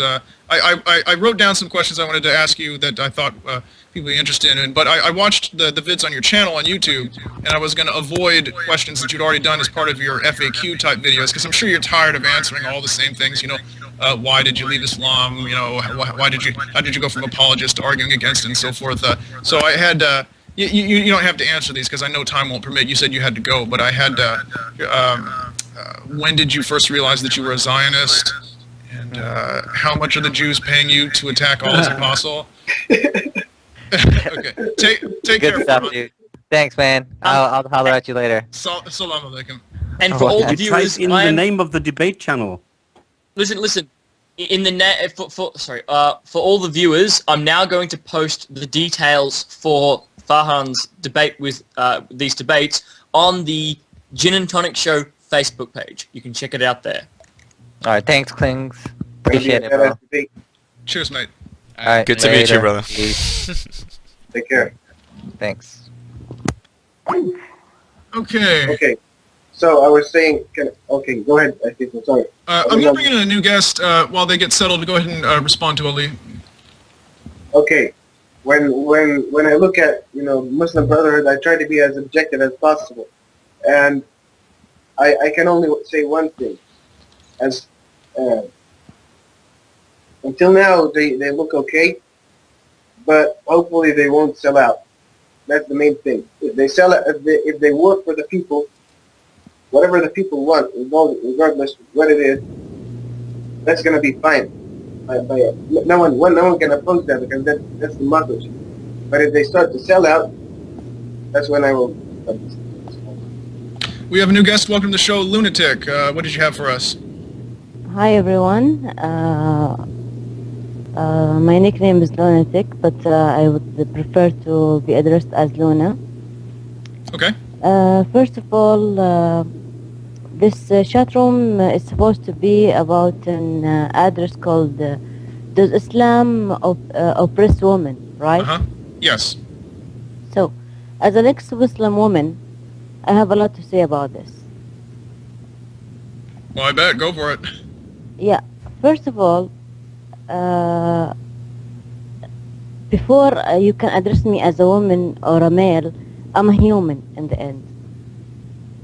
So, all the vocabulary of Islam and Quran or Hadith which address me have some kind of racist against me. So I'm not here defying myself or trying to say that I'm someone who's not. I'm just equal as a male. This is as a beginning. do you still have a lot of female Muslim acquaintances? Sorry? After leaving the religion, you said you're an ex-Muslim. Do you still know a lot of Muslim women? Yeah, I'm living with the Muslims women daily.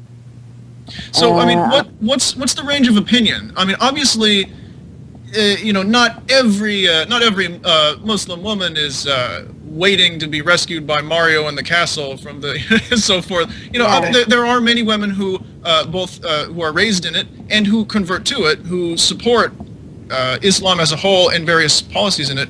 What do they tell you? Well, first of all, if I have to choose a religion to begin with, I'm not gonna choose Islam. I was born into Islam at the beginning, and I was stuck in it before I became to an age of reason, so I can forget all about it.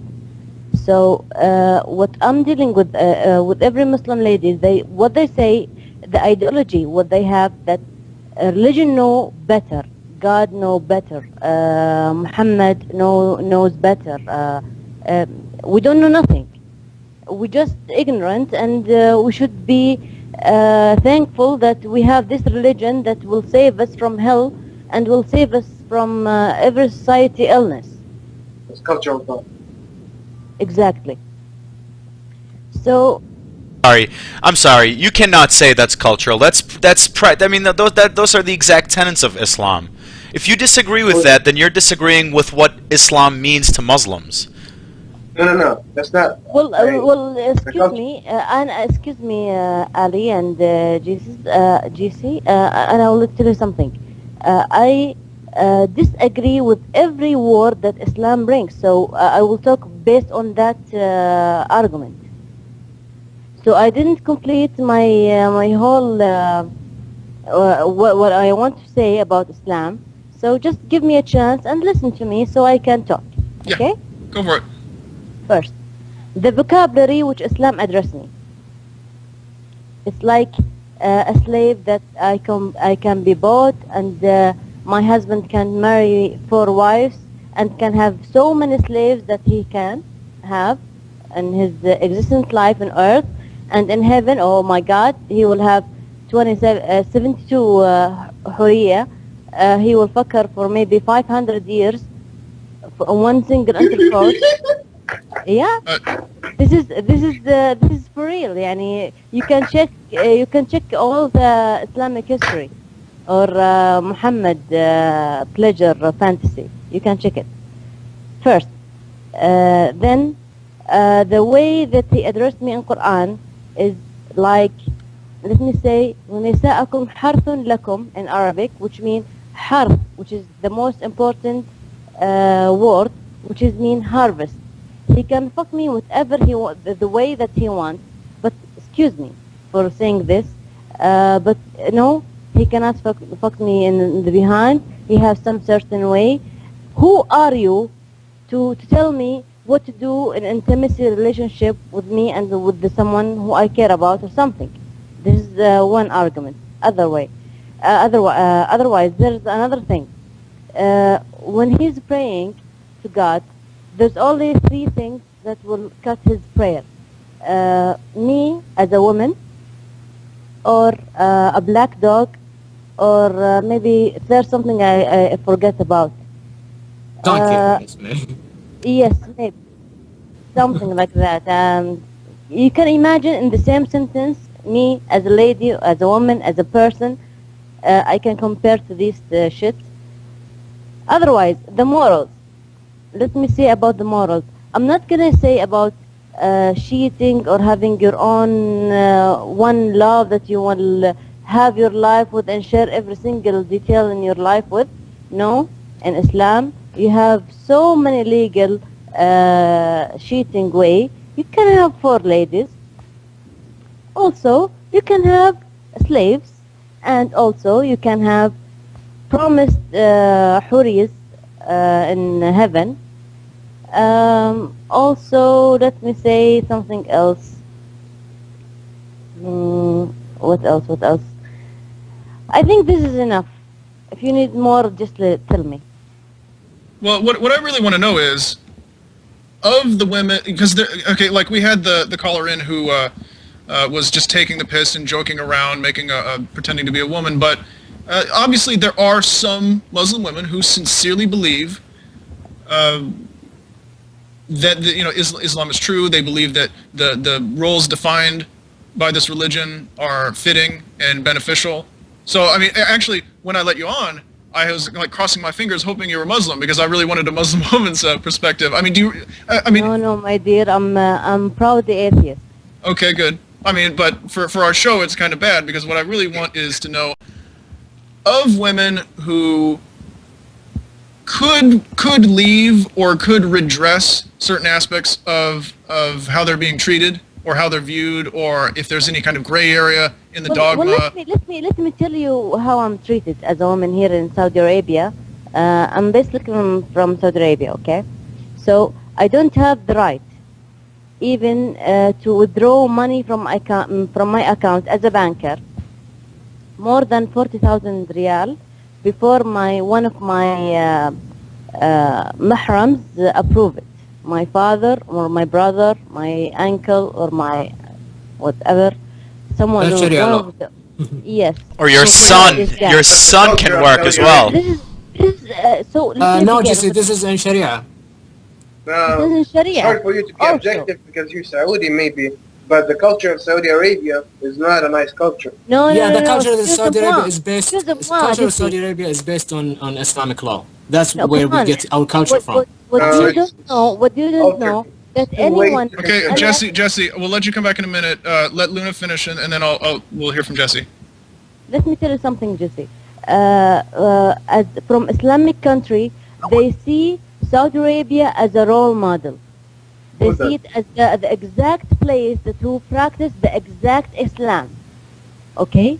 And Okay. even they claim that the Prophet is originally Saudi. Can you imagine it? Before Saudi beginning or something like that?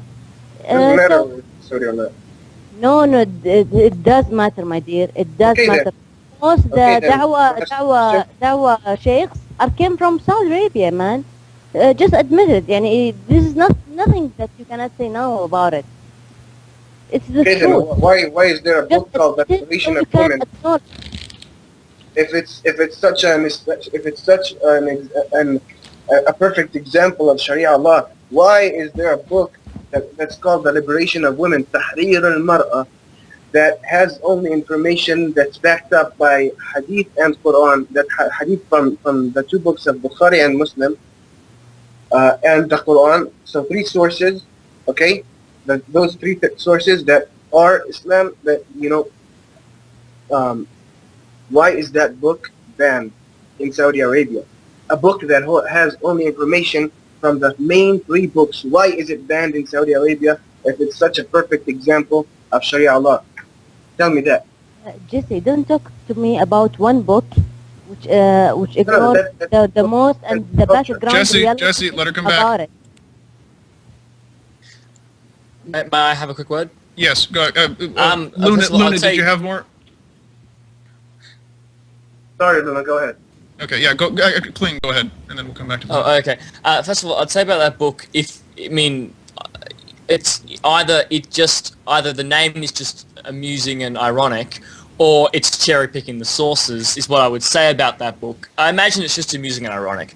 But on the point of Saudi Arabia, the thing is, Saudi Arabia is a very repressive state, but most of Saudi Arabia's laws make perfect sense if Islam is true. If Allah is real, if Muhammad was truly a prophet, Saudi Arabia's laws make perfect sense. Women should not drive because Muhammad himself said that women are mentally retarded. Muhammad, women have an inferior intellect. Muhammad himself stated clearly in a number of authentic hadith in Sahih al-Bukhari, Sahih Muslim, and this is presumably where the Islamic law, as the ijma of the scholars, get their idea that female witnesses are inferior in most matters of law. Also, as we said before, ijma of the scholars on women need a mahram. Women need a male family escort to go with them in public. If women can drive, they can escape that. Also, the mathabs all agree that women need the permission of their husbands to leave their house. And so if they had a car, they could run out and drive away. So it sort of actually makes sense if Islam is true, which it isn't, fortunately for us. If Islam is true, it would make sense to have the sort of laws that Saudi Arabia has. And you know, Jesse, you seem to not like Sharia law, and I think that the better, the sooner you admit that that is the case, the better off your argument works. Thing is, you have to be able to separate between culture and Sharia law. Yeah, but What I mean she's that's talking about- convenient. They say it's not culture. They say it's Sharia law. You are saying that, and nobody agrees with you. And I'm sorry, I don't mean that in that way, but I mean that no real amount of scholars that can have a real influence agree with you on what you're saying. Most scholars agree that what Saudi Arabia is doing is in fact the best, closest imitation of what Sharia law would look like. So what I'm saying to you is, it's all good and well for you to think that your opinion is that, but what you're doing is you're giving credence, okay? You're giving the people who are saying that Sharia law is good and implementing it like they do in Saudi Arabia, your support. Because you support Sharia law, all the clerics say this is what Sharia law is, you know, ipso facto, you support what those clerics say. So if you don't agree with that, then just don't say that you agree with Sharia law, because in no real sense is what you're describing Sharia law as everybody else understands it. Okay? Like I So said, call it like Sharia law plus. Let Jesse come back because Ollie was directing. Sharia law is not whatever those clerics decide it is. Sharia law is based on whatever the people want. I said, if the people agree with that. I'm sorry, that seems to run contrary to everything about the religion, not just specific verses that we could call up, but just the whole over theme. I mean, the name of the religion is based on the submission of individuals putting their needs aside for what they think is the greater good through the vehicle of the divine will, you know? I mean, it seems like, to put the kindest characterization I could on it, it seems that the whole point of Islam and many other religions is this being knows better. We will let this being do our decision making for us like a parent or like a ruler because they know better. And even if we don't want what the being wants, we'll still do it, you know? And whether you're religious or not, you know, obviously the clerics like to dip their hands in the register, so to speak. But with or without that factor, with or without a corruptible clergy, you still have this overall dominating theme that it's what God wants, not what you want, not what the person next to you wants. Also, I mean, can I just put in, Jesse, you're flat out wrong. Sharia law is based on 4 things. I mean, it began, you know, with the Islamization of Roman law, but this, after Imam al-Shafi, this is what Islamic law is. The Quran, the Ahadith, the Qiyas, the analogy of scholars, and, I think the most important, Ijma, the consensus of the scholars. In what way does public opinion have any input into this? So we've got the word of God, the word of the Prophet, and the consent, the of scholars' opinions on these things, drawing analogies and so forth for those items and rulings that haven't been given in the first 2 sources, and the consensus of the clerical elite. There is no public opinion.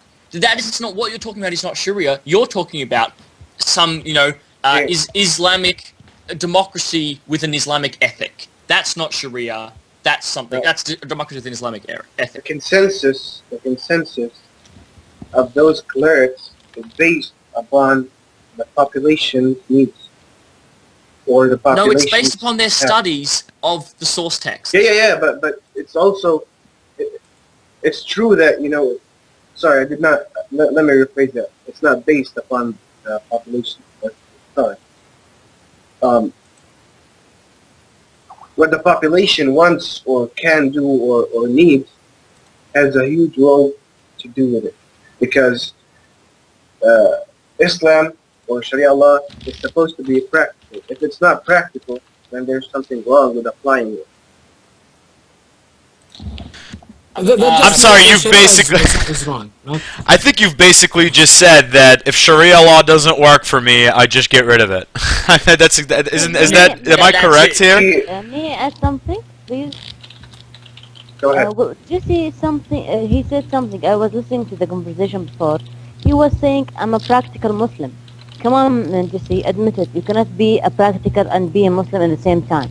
When you want to be a Muslim, you should address the only law of Islam and of Sharia. Don't go the zigzag road and say about it. Well, Islam. It was when they cut the hand or stamped the woman or whatever. We cannot do it now because it's unhuman or something. Well, this is the basic Islam. Just admit it. I mean, I agree. Well- Basically, you're just throwing out things you don't like, essentially. Like, No, I'm not God, throwing you know, out the anything. Sunnah. I'm telling you. You are that in you can- denial. You're basically said, well, If Jesse, you're less conservative, that does not mean that you throw out Sharia law. That's No. all I'm saying. No. It's the You're conversation. being ultra conservative, then you are. Let me ask you this, audience. Who's the second most publisher of hadith after Abu Bakr? Abu Hurairah. I'm sorry, can you say that again? Who's the second most publisher of hadith? Abu Hurairah. my Publisher or the actual person who said that? narrator. Or narrator? The Well- first is Abu Hurairah. I mean, if you... dear. Yeah, Abu wanna Hurairah, count the it one from the top. who raped the money of Bahrain people. And who's after that? What's the point of this? Is it? What's the Aisha point? bint Abu Bakr? Yes. How? So Aisha, who was يعني What is the no, point? no, Can we just let him get to Okay, the point, wait, please? yeah. Can we let him get his point in? Yeah, I have two more guests waiting. We're gonna give Jesse the last word. No matter what happens, you guys can't come back because we have to move on. I actually have two more female guests who want to chime in. So go ahead, Jesse. If Islam is so oppressive and looks at women in such a demeaning way, then how come the second most publisher or the second the second person that people listen to the most about hadith is a woman? Well, it's Wait, not wait, true. no, you can't come well, back. I You can't come can- back. I'm Nobody sorry. can. I'm Luna, sorry, I'm sorry. nobody Can I say something, please? Luna, I gotta say goodbye to Aisha Jesse. was I gotta his say hobby. goodbye. No, Jesse- I want to say something to Jesse first. No, nobody. Okay. The first is Abu Hurairah, the second is Godless, Abdullah Godless, ibn we gotta move Umar, on. the third is Gotta move Anas. on. It's I not- often I- promise counterpoint guests to have the last word. That's a I'm going to keep great- that. I'm going to keep that promise on all your behalf. Jesse, as always, we thank you. You're welcome back anytime. We know it takes courage to step in when there's 5 or 6 of us all at once. So I thank have you. fun. That's cool. Thank you as always. Take care. Very much. Okay, I'm going to bring in 2 more female guests, and we'll see what happens. It better not both just be Oliver. No, Neda is actually one of the hosts on our Arabic show. Is it? Hello? Yes, she is. Yes. Yes, hi. Hi, everybody. Welcome to the broadcast. Hi, thanks. So, what do you have for us? Oh, you were talking about Islam and women. It's, a big issue. I'm ex-Muslim and I'm still suffering from Islam. Everybody is saying that they are treating the woman in a fair way, but if you just take a look at Sharia and see how they treated the woman as as a dog for the man, since she's born, her father can can marry her for in the age of 6 or 9 years old, and she can't, as you said in the hadith, that she can't travel alone. I don't know why they can't trust her, and as she's a dog, she can take care of herself, and she can't choose the man if she's al-bikr. She can't marry and she can't choose the man she's gonna marry with. So she's, Islam is not treating her as a human being. It's not a person. It's just, as a pet for the man. He has to choose for her everything. That's Islam. That's how he treated women. And I'm suffering. My life is just stopped because of Islam, because of how my father and my family treated me. I can't do anything. I can't travel. I can't, go to another world to work or study or everything. You just have two ways. You just stop like this, or you marry someone like your father. You have, from hand to hand, from a man to a man, as you're nothing. You're just, you have no, Chattel. you have no life. Yes. Can I? Okay, you guys, all know Adnan Rashid of the IERA. He did this God. Yeah, he did this one video, and he was asking these women on this balcony these questions. All the women had to be on the balcony, not in the, the bottom rows, the actual crowd, I guess.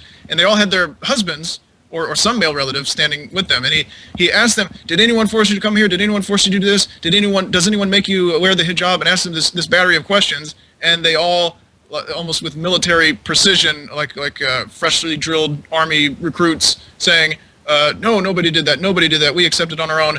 And then he turns around and he says, now that is the miracle of Islam. And I thought, peer pressure is the miracle of Islam. But I would like either Luna or Nada, to the best of your ability, to try to play devil's advocate for us, because obviously there are some women out there who do like Islam, who do like the system. Maybe not in its most conservative form, but you must have some women who like at least some aspects of the religion, or come to the defense of the religion for one reason or another. So, can you think of anything like that? I mean, like if you get into an argument with a woman who's still a Muslim, what does she say to you? Well, let me tell you something. Luna, you're very quiet. Well, let me tell you something, Kenny. Most of women are afraid of the reaction of their families. So they cannot tell what they think or what they really think about whatever happens in their situation. And for example, for me, because I have to work in a company, I have to have some kind of certificate for approval from one of my mahrams, so I can work. So can you imagine how humiliating is this? I just want to say something. Just 1 second, Atheismo.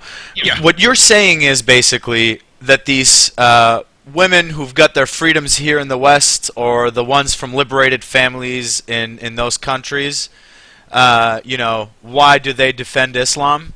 And the reason is because, unlike Neda, they're not in fear of being killed for taking the hijab off. Okay? And that's why. Because it doesn't affect them in the same way that it affects somebody who's in a country who is actually sees Islam in that way.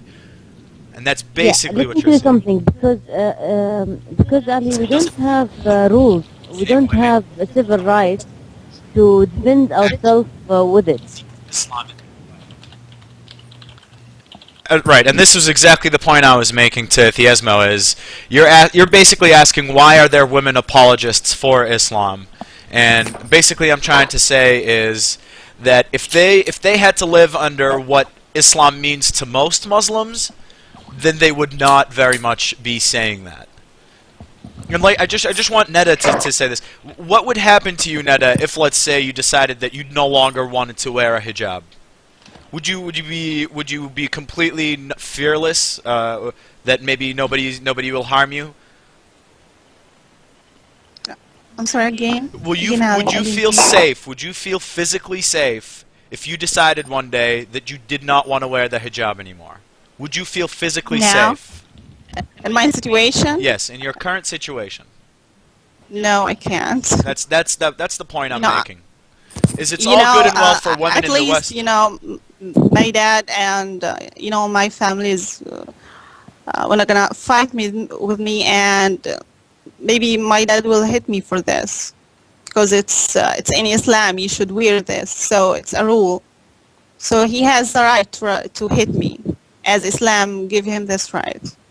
Luna mentioned she was from Kingdom of Saudi Arabia. Ditani, I think we have you now, and Nada, where are you each from?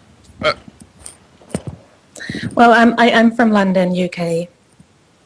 Okay. And Nada, also the kingdom? From Egypt. Oh, from Egypt? Yes.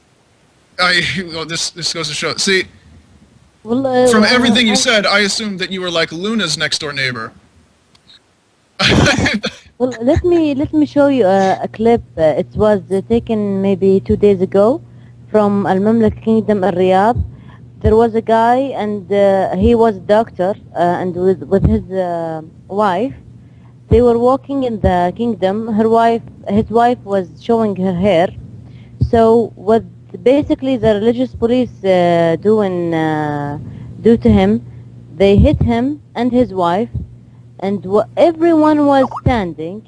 No one do a single bit of thing, because religious police have so much strength in our society. So just enjoy the screening and the hitting, and just everyone was paralyzed. They couldn't do anything because of all those crazy religious police. Just back on that point, by the way, they've just started the same kind of association in Egypt. النهي عن Yes. النهي عن المنكر. They robbed the revolution. They robbed it. So wait, so Egypt is now setting up its own dicks and sunglasses division? Yeah, they've actually sent out invitations for volunteers to take these positions. So, like I said, it's all fun and games when it first starts, but never really ends up the way they say it will. Yeah, it's called the Committee for the Promotion of Virtue and Prevention of Vice. Oh, nice. It's in Saudi Arabia. It's the Saudi Arabian. I thought you were talking police. about. I thought you were talking about the Egyptian unit. And I thought that's almost the exact same name as the Saudi unit. It is the exact same name. So they are naming it. Okay. Well, I'm sure if you confront them about it, they'll say it's just a coincidence. We're much better and different. We practice the true Sharia law, and we wear much more better, more expensive sunglasses. Now, of the three of you, I need to get... There must... Okay, now, in any situation... actually, Ditani, when she called in, her message initially on the contact list was how men were dominating, on both sides of the debate, dominating the discussion about women's rights and how they tie into Islam. And I think that's the real danger is, until... if women don't call in or aren't, for whatever reason, don't participate, then we're forced to. But I am very wary about putting words in anyone's mouth, whether they be people on the ground and in areas of political upheaval or people of a background where I probably couldn't relate no matter how hard I tried. So I don't want to put words in anyone's mouth. But what I would like is some sort of counterpoint. Somewhere out there, despite how we poke fun at Adnan a moment earlier, there must be some women who sincerely defend Islam. I mean, maybe you have acquaintances in less conservative countries. If you have pen pals or relatives who have moved, do you know people in less conservative places who don't mind Islam where they are because it's not quite, the temperature isn't quite as high? My mother is a full-on Muslim. She lives here in the United States, and she does not have to live in a place like, let's say, Neda does. Okay, so she says that's not the real Islam. And that's all fun and well. I don't care what she thinks the real Islam is. What I worry about are people like Lunatic, people like Neda, people in those situations who do have to deal with this kind of thing. What they say isn't really so important to me because they don't have to live under those conditions. So why is this? I get that they defend their faith, and that's all good and well, but I don't really put in much credence into what they have to say because honestly, they don't have to live in those conditions, and therefore they've got no say. Just because they like it, it doesn't mean that people like Neda and Lunatic should have to live under that kind of thing. Whether or not somebody in the West who doesn't have to likes it. I think that's insulting to say, well, some other woman in the West likes it. And I don't think that that's right to begin with. And that's just my point. I mean, my opinion on what I think of my mother's opinion. Could I just, first of all, Luna has left us. Thank you, Luna, for joining. Yes, thank you. I just thought I'd point out, I think, first of all, actually, before I begin, Ditani, are you a Muslim or are you an ex-Muslim? I'm neither, actually. I am a die-hard atheist. I'm married to a Muslim guy, though. Really? Which I know okay, fantastic. Don't really appreciate. I don't think they actually think that's acceptable. Well, as you can imagine, me not believing in it. That's acceptable. That's okay. Not to them, it's not. Okay, I don't mean to ask you. I hope I'm not asking you anything too personal, but was the marriage before or after you deconverted? It was before it was after I deconverted. I met my husband, and he knew full well from when we first got to know each other that I basically did not believe there was any such thing as a God, and did not actually find his religious beliefs credible. I just wanted to get back. Godless. They can marry anybody who's who believes in the book, not an atheist. So it is in fact not okay. Yeah, I concede that. I just realized it. For those who don't realize, the Quran says that Muslim men may marry a Christian or a Jewish woman. Or a Sabian woman, but that's ambiguous. Oh, by the way, but the women cannot marry the other way. It doesn't work the other way. No, that's true. But a Muslim man, even though, as we already said, Muslim women can only marry Muslim men. So under traditional Islamic law, yes, Ditani's marriage to this Muslim guy would be forbidden. Not valid. So good on ya. Well, thank you. Actually, it's kind of Go ahead. It's actually, if I can just add that, if that's okay. I think my husband did not know that when we got married. And I think that kind of ties into the whole women in Islam thing as well, because I get the impression that a lot of people basically just don't know the rules of their own religion that well. Which is, I guess, how you come to that conclusion, where some women say, "Oh, but no, I mean, my religion gives me every right I could ever dream of." I don't think those people actually know all that stuff that well. Definitely within my in-laws, there are quite a few women who basically just don't know that kind of stuff. And when you tell them, they're like, "Oh, really?" And you're like, "Yeah, really." And that's may I ask, what's your background? I am white, European, educated, middle class, and I met my husband while traveling, and we fell in love and got married. Really. You've got a slight accent. Are you Irish or? No, I'm not. I'm not an original Londoner, no, but if that's okay, I'd prefer not to really say where exactly. No, that's absolutely fine. I think it is odd. I mean, Islam advantages men over women in polygamy, interfaith marriage, forced marriage, concubines, houris in paradise, sexual autonomy, domestic affairs, mobility and autonomy, public attire, divorce, like so many issues. And yet these women, I mean, they most of them, mostly in the West, they say, yeah, Islam respects women. I just don't. You're right. It must simply be that they have not read the Quran, or they've only read it, with, selectively cherry picking it. I mean, really, I think the reason why, and this actually leads into a very interesting issue that we discussed previously. Why do all these Western, I hate to use stereotype. Why do these quote unquote white women convert to Islam in the West? Why does this occur? I think this would be an interesting segue. Are you guys interested in discussing this? Yeah. Actually, if you don't mind, can I? The pre-show is what's the appeal for female converts to Islam? I was just gonna say, can I? I mean, I'd like to get Netta's opinion of the women who here in the West defend this kind of that are defenders of Islam. this is what I'd be interested in. If somebody who's actually oppressed by what these women are defending, what do they think of that? What do you? Did you? Okay. Okay, sorry again, Ali. No, I just said I'd like to hear your opinion of these women here in the West who defend Islam and its fairness towards women. How do you see that being in the situation that you're in, living in a place where you're actually dealing with what Islam says about women?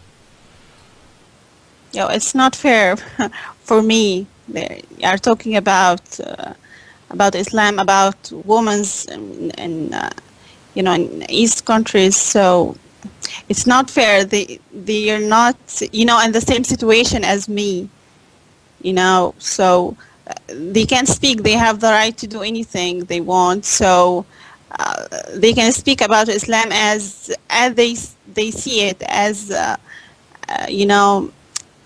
in the Western country, not in my country.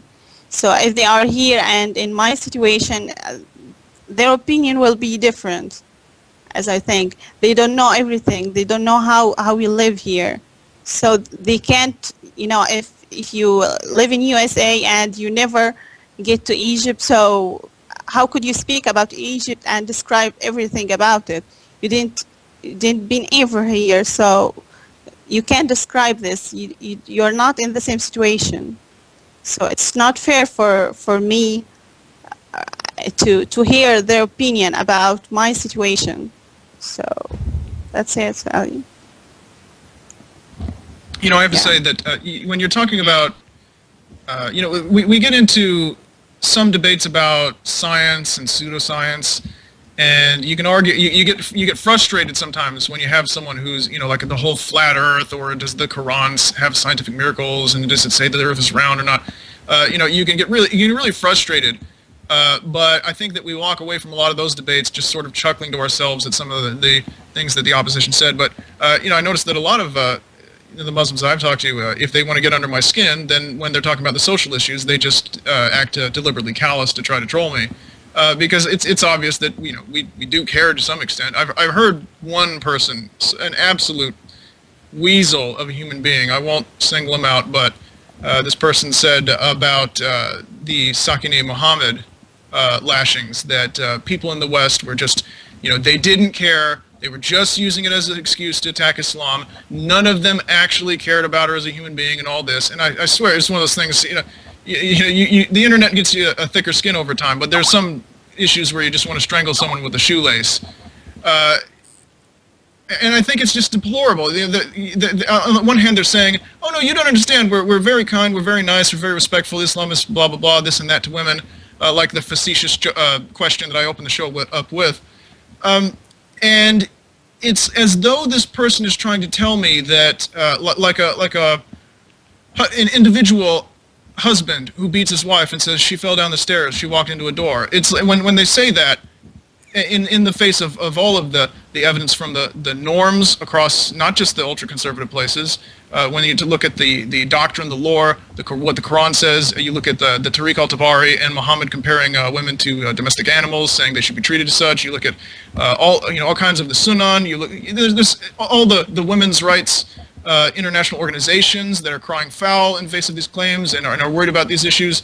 Against all of this mountain of evidence, to have someone say, "Oh no, they're fine, they're fine."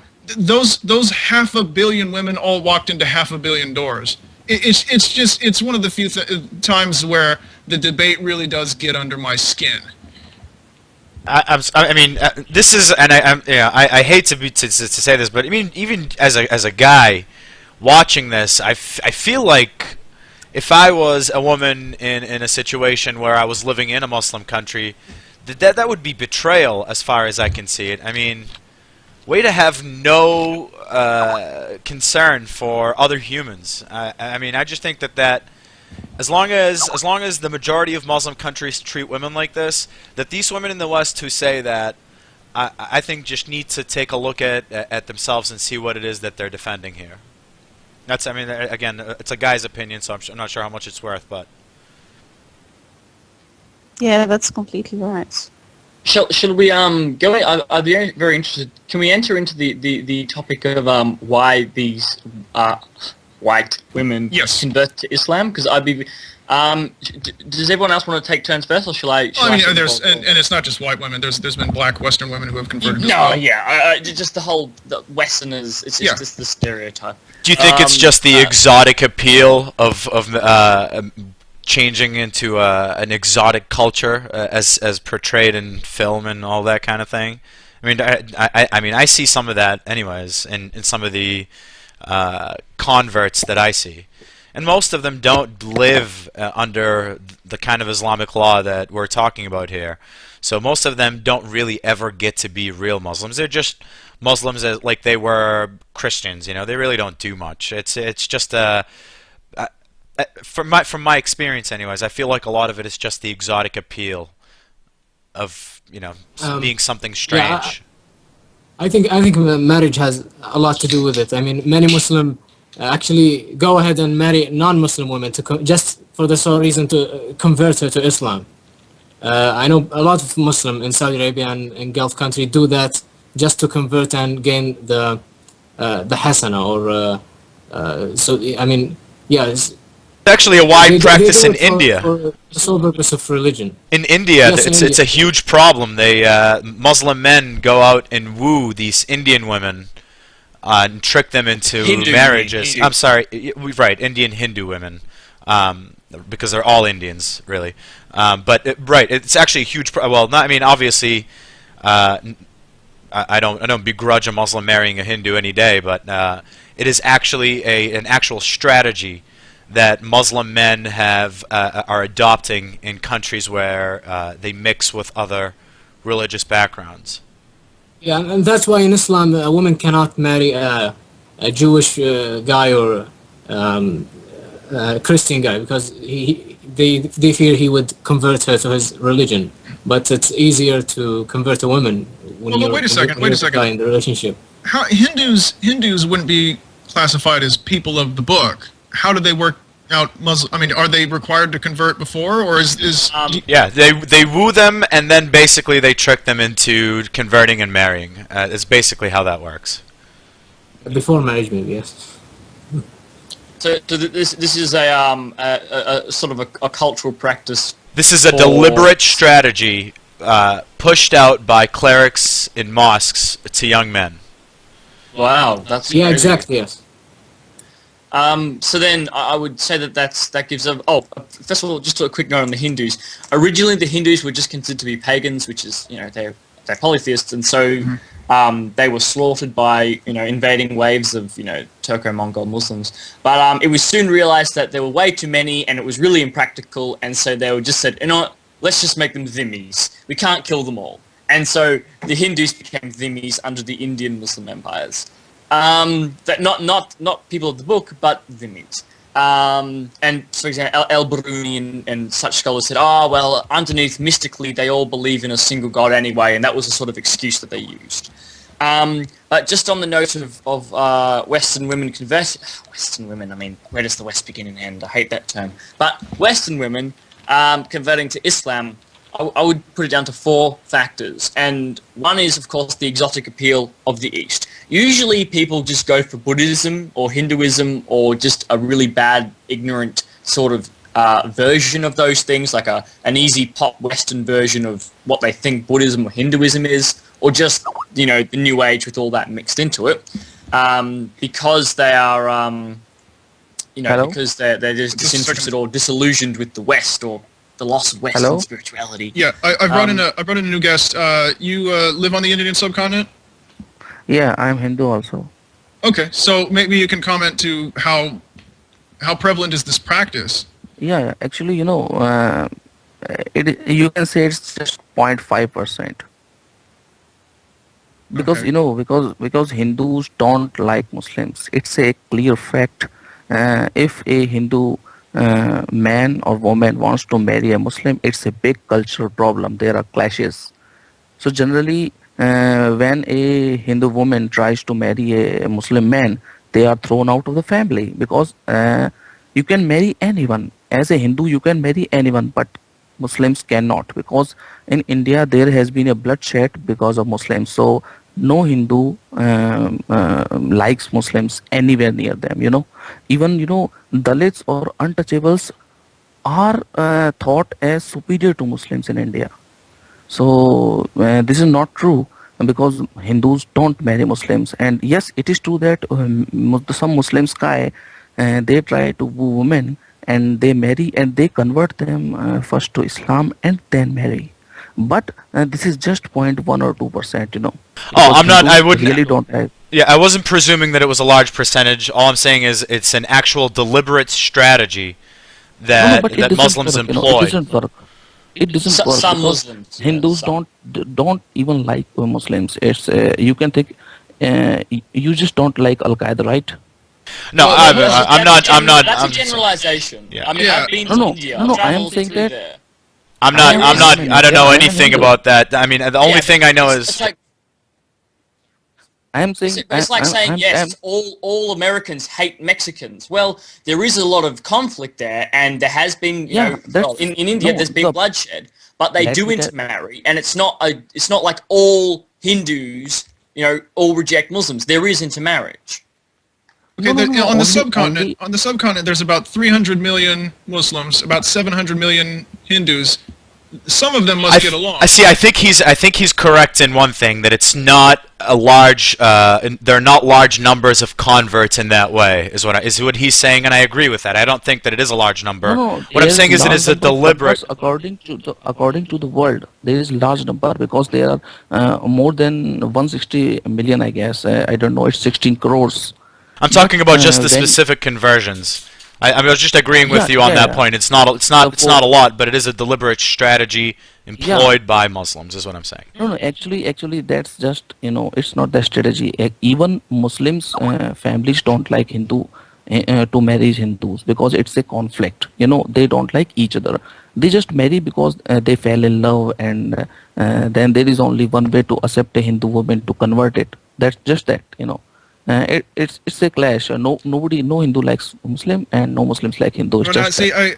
like Ali and Klingschor are saying, I have to object to that. You can't speak for 700 million people. But I would like to ask you one thing: does the president go the other way to a large extent? In other words, a Muslim woman wants to marry a Hindu man. Is a conversion necessary? No. No. Hindus, they never say convert. You can be Christian, you can be anybody. We marry, and we don't even talk about your religion. You can go to church. Even Hindus go to church. Hindus go to gurdwaras. Even Hindus go to mosques. You know that. And I am talking about normal Hindus, not politicians. Hindus. I just want to clear something up here, Atheismo, because I think it does need a little bit of clearing up. In Muslim society, there is a lot of xenophobia that is embedded in children to look down on anybody who is not a Muslim. Okay, so it's very hard when even women do this. Even women look down upon Christians and other minorities, or majorities. Depending on where they live. But so there is usually very little of that. There's also the killing of women who do want to do something like that, and the very few that break out of both of those chains make it. And there are cases of that happening, but it's never okay. I mean, it never can just happen peacefully, is what I'm saying. I think you should also, we can't amend enough that you have clerics in the subcontinent, as with many other places, often getting money from Wahhabists, and they do pass out books and give these radical. They do export some truly crazy ideas. Now, because it sounds inherently conspiratorial, I think it's the kind of thing where a lot of Muslims, if they were to hear it, would say, "Oh well, this is just proof of the crazy harebrained schemes that enemies of Islam will say." I don't think that anyone here is going to represent, say, "Oh well, they're all out to go out and seduce these Hindu women." But there is a grain of truth to it, at least. You know, If you are saying about Wahhabis, are you talking about Arabs? primarily. Well, the Arab influence in Pakistan and Afghanistan today. I mean, they're not Wahhabi. Yeah, our main problem is, if there are many conspiracies, as you're saying, these are all originating from Pakistan. And Pakistan is not Wahhabis. It's total confused nation. They don't know what they are, And they just know one thing, that if they can harm India in any way, then they just do it, They are not Wahhabis. They don't follow Islam in any way. Well, but there may be some... Actually, the Saudi Wahhabis... extremism in Pakistan originates from Wahhabism. Yeah, a student, very famous, is the guy who basically founded all Islamism in Pakistan, was in Arabia at the time that al-Wahhab and the Wahhabis were taking over the first time in the 1700s. And he went back to Pakistan and spread that version of Islam, and then there was this constant back and forth and interlinks between the Wahhabis and constant Wahhabi revivals. The British had to deal with constant Wahhabi uprisings from Afghanistan and Pakistan. So there are strong links. And guess where the Taliban came from? Dawabandi mosques, which originally traced back from Maududi was being Pakistani. financed by Saudi Arabia. Everybody knows, Maududi was Pakistani. Everybody knows that Pakistan thinks that they are on top of the Islam. But I am saying that in the subcontinent, this is a different problem. The problem is that they are Muslim. They hate Hindus. In their books, they are not talking about Islam and India. They are talking about Islam and Hindu, because India is majority Hindu. So this is not a Wahhabi and something like that. It is something like that because they are Muslims and they are Pakistani. They don't like Hindus, and all those originate. They don't really care about Saudis and all. If you talk about if you see their talk shows, they don't like Saudis because when Pakistan started, they were poor, and now the Saudis are rich and they hate them too. The problem is that because they think that they are Muslim and they are from Saudi origins, they hate Hindus. That's the only problem. It's something like continent problem. They don't relate much about Saudi Arab. Yeah, nobody's talking about Saudi Arabia. We're just talking about the kind of preachings that are employed by some of these clerics who are asking for the wooing. I think that you're just misunderstanding what we're trying to say. That's all. The most of the Pakistan is illiterate, so they don't have their own mind. It's Sorry, I'm not going to get involved in India-Pakistan geopolitics. I gotta say. Even I can tell you. Sorry, Stopspamming hasn't spoken in the longest time. Let's let him go in. Yeah, because I couldn't add anything, but I've got a question. I'm curious about this. Who are the kind of people that will go to a lecture when somebody like Zakir Naik talks about Muslims? They are all mostly Muslims and those Hindus who are paid. And one more thing, I am really telling you, 90% of Hindus don't know their scriptures. Even I don't, because they are so huge. That we can't even touch them. Okay, that's a common problem. That's with every religion, and hardly anybody knows them. But my point is, whenever I see lectures, whenever I see videos, whenever I see Peace TV taken in India, I see a whole lot of women sitting on the side section or top section or whatever the case may be, all covered up and frantically applauding to whatever Nike says. Who are these people? They are Muslims. We have the largest population of Muslim, more than Pakistan. Now, outside of scientific denialism, we actually go to these lectures, and they are the ones who are the sycophants for Zakir Naik. You don't understand India. Let me tell you one thing. If you want public here, like say you want 10,000, you will go to a certain party, you give them money, and you have the public. Here, money works. It's not about culture and something like that. Okay. I just know that in the Middle East, the Indians that do come, they come with their families. Otherwise, they are Nepalese or just some Bangladeshis who come there single, but they just come there for a year to work and then they go back home. Yeah. Okay, Infidel, always, I'm going to let you go. Thank you. It's first, I thought it was actually a really good call because it took us to an area that we rarely visit, but it seems the consensus from people who are messaging me is they want to get back onto the topic on which we started the show. But I just wanted to talk about Hindu and Muslim marriage. That's just it. Okay. Well, thank you for coming on. Oh, thank you. Bye. As a matter of fact, I forgot, when he said I wanted to talk about Hindu and Muslim marriage, I forgot how he even segued onto the show, but it was that. Because we got completely onto something else. But yeah, I mean, here's the thing. Like with Saudis funneling money to Pakistan and then that money filtering to other places in the subcontinent, and the crazy, crazy stuff that, you know, the brochures and pamphlets and other literature that a lot of the peninsular-based Wahhabis export, you know, it's one of those aspects of the religion, like with a lot of the hadiths, where you bring it up, like you did, Ali, and a lot of Muslims will say, "Oh, you're just paranoid. You're just making all this crap up." But you know, there is a grain of truth to it. But no, I don't think that anyone here is trying to say that, you know, there's a secret war on the subcontinent, and the Muslims are out to get your you know, women or what have you. No. I mean, I wouldn't presume to say that at all. And like I said, I wasn't saying anything about numbers or anything. All I know is that I know that there is in fact a deliberate strategy that is deployed in some areas where they are literally preaching to these young men to go out and woo Hindu women, convert them, and marry them.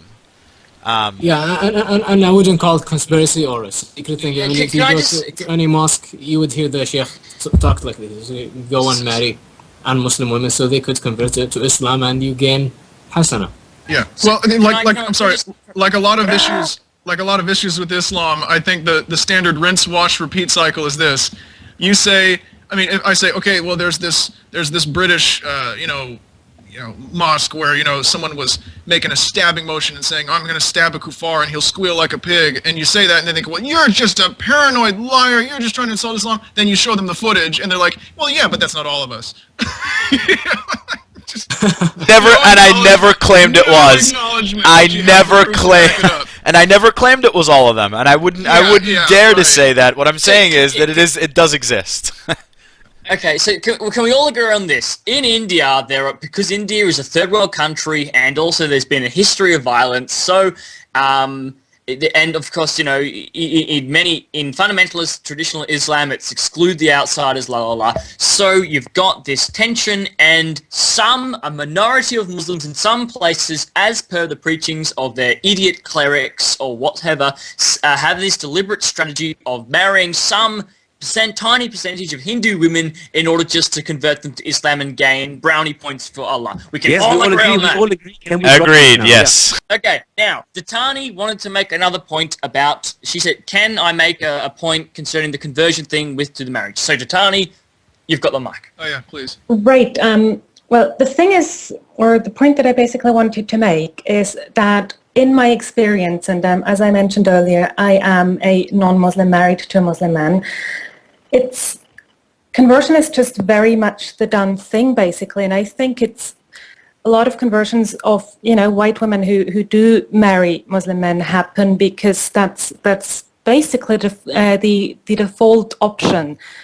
When I got married, it certainly was an expectation of me, so to speak. The reason why I did not convert was because I was already very sure about my own disbelief. But if that had not been the case, I think the default option really would have been to, you know, go ahead and convert there. As for people who convert outside of marriage, women, which you guys were talking about, I think one sort of minor point is that Islam kind of does have a bit of a bad boy image these days. And I have met one or two people, speaking from personal experience basically, who do seem to be oddly attracted to that. I can't really understand it. I find it quite disturbing, but it's definitely something I've seen. Have you, okay, now, not to delve too far into your personal life, you can, you don't have to answer anything that deals with that if it's too sensitive, but when you met your husband's family, and from that point on, were you ever under any pressure to, even if it was clear that you weren't converting, were you, did they try to sneak in certain things on you? Were there any rituals that they wanted you to participate in, or things? Well, my mother-in-law would quite like me to wear hijab, and basically kept on going on about how that wasn't really nice and how my hair shouldn't really be showing, until my husband essentially had to tell her, look, Mom, I love you and it's all okay, but you know, she's really doing her own thing. And I think that was basically the big one. Well, I mean, how conservative would you describe them as being overall? Well, it's hard to tell, because they also live in a rural area. They don't have the same educated middle class background that I do. So part of it may be stemming from that, actually, rather than religion. Wouldn't really be able to tell. I mean, I would say they're that is sort of socially conservative people that you'd maybe meet in a really, really conservative family of, you know, the 1950s or so in Europe, if that's maybe a valid comparison. Mm-hmm. They're not extremists or anything. Right. Definitely not. But they're also most definitely not the type of people who'd advocate something like, well, their daughter is going to live out of the household before they get married, that kind of thing. I mean, for every gift-giving holiday they have, did they get you more and more hijabs and say, oh, look how pretty this one is?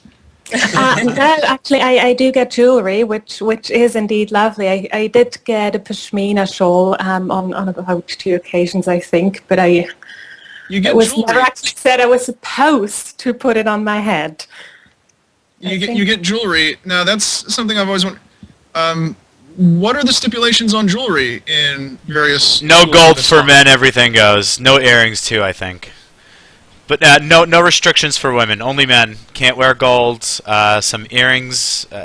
Basically anything that makes you look like a woman, whatever that means. No, I'm talking about for women. No stipulations for women. For jewelry, anyways.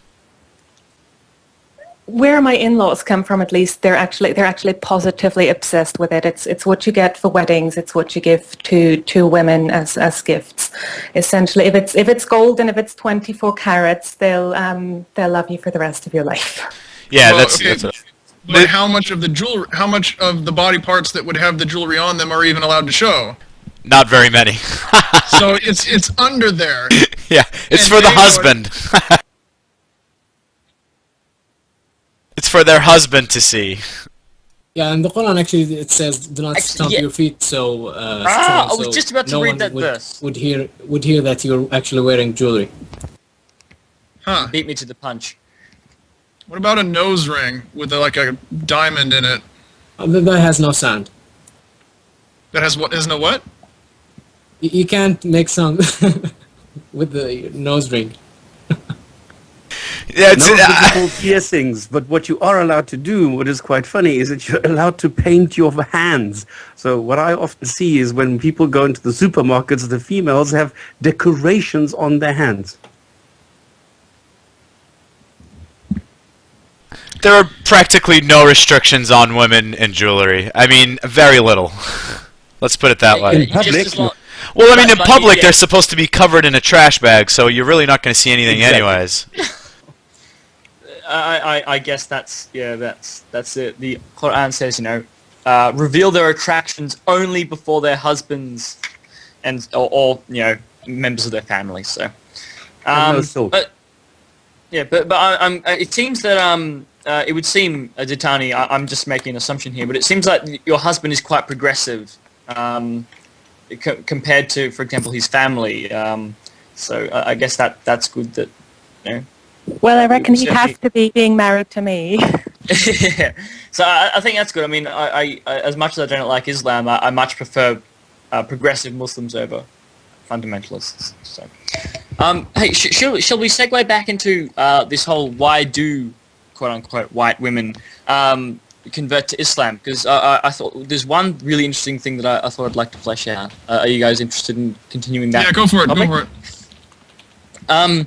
The whole thing, I mean, we've got the exotic appeal of foreign culture, and marriage to Muslims just as a de facto occurrence. But I think one of the biggest things is it's all to do with the false dichotomy. This whole idea that if there's a problem with the West, you just completely drop the entire system and identity and just switch to a completely opposite viewpoint and worldview. For example, there's this idea that in the West women are objectified, and so these women go, okay, so I'm going to completely switch around and drop this entire identity and jump over to an ideology that is the complete opposite, and that has women completely covered up so you can't even see them. I mean, how do they justify, if you say, in West, objectify women? I mean, in the Quran, every mention of women followed by the word farj, which means private parts. I mean, how is that not ignorance? I think it's simple ignorance. I mean, you know, the houris in heaven, and of course you can have sex slaves and so forth. Islam is far more objectifies women far more than any Western society. But these women, see, they build a false dichotomy in their head. They have an issue. They see a perceived issue with how the West treats women. So they build a false dichotomy of, okay, so therefore I should completely drop the entire system and flip over backwards into an ideology that is claiming that it respects women, which is a crock of shit, of course. Hang on, guys. Excuse my language. May I say something about this? Yes, please. It's much more easier. You don't have to think so complicated. My niece is at that stage, and all she's saying is, it is cool, and if I want to be controversial, I will become a Muslim. It is the only thing that they're saying is, and these are kids, all right?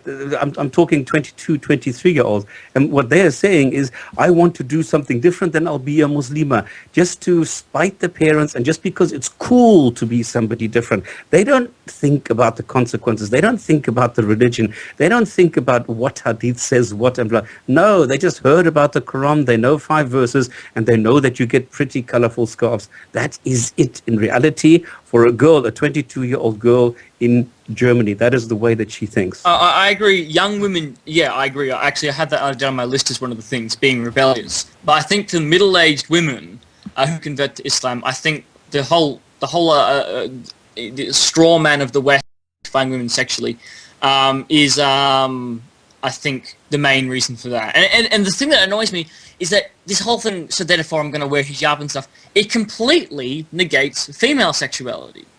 And the fact is that women also check guys out. So this whole thing that guys can just walk around, but women have to wear hijab and stuff, it's just completely cuts out. So it's in itself, that is more sexist than this whole so-called objectification of women in the West.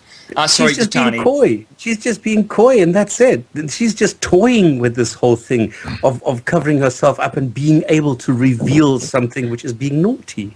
Well, I remember there was I'm sorry, Ditani, you had a comment a moment ago. Well, I'll get to you, but I remember I read this one comment. A Saudi cleric was addressing people who were pushing to allow women in Saudi Arabia to drive, and he was saying, look, if you let women in Saudi Arabia drive, it will be the end to virginity in Saudi Arabia. And I thought, well, I don't know why the people who live there complain so goddamn much. I mean, if all the women are insatiable nymphomaniacs, it can't be all bad.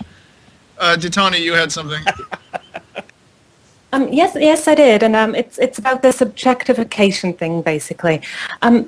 The thing is, I'm not the kind of person who completely disagrees with that in some ways. I tend to try and see it in, a sort of more differentiated manner, but it's as a Western white European woman, it's not something I completely disagree with.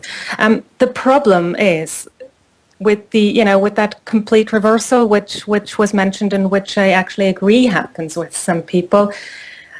In my mind, or in my opinion, I mean, that is still in the very same way, even if by different means, completely reducing women to their sexuality. It's either, women are only sexual beings, and therefore they should be on display for every guy on the planet, or else it's, women are only actually, only matter because of their sexuality. therefore they should be hidden from everyone they're not supposed to have sex with. And I just don't really see in either of those, in either of those kind of extreme positions the scope for women to be anything else than sexual. And that's basically one of the things that really disturbs me about this whole debate. Neda, you haven't said anything in a while. Are you still with us? Yes, I just want to say something about, people here tell us about, covering the woman, why she should cover herself.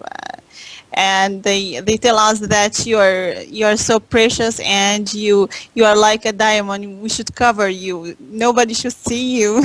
If all people see you, so you are cheap. You're a cheap thing. So they tell you this thing so you can imagine you as a diamond and nobody will see you. So you will like to cover yourself. That's and about Western women converting. Maybe they want just to try something new. They see something about Islam, and it's a different kind of society. So maybe they want to try something different. They don't live here as a real thing. As they are watching a movie or something, they want to see how's it look like. Maybe Correct. that's why they are Absolutely. converting. Yeah. So. I agree with you 100%. Yeah. Well, we did have one. I think it was our first show. We had a convert, a woman convert, a Westerner to Islam, and she said that it was the scientific miracles. So you guys are all wrong. I'm ashamed of all of you. Okay, so we've hit the 3-hour mark, and I think it's about time we wrapped it up. I thought this was a great one, even if I do say so myself on behalf of everyone. Thank you to the audience for coming, and thank you to all of our guests, and especially thank you to our female guests, because a show about women's rights without women would have been farcical. Thank you again, everyone, for coming, and we'll see you again in 2 weeks. So long. Ciao. Thank you, guys.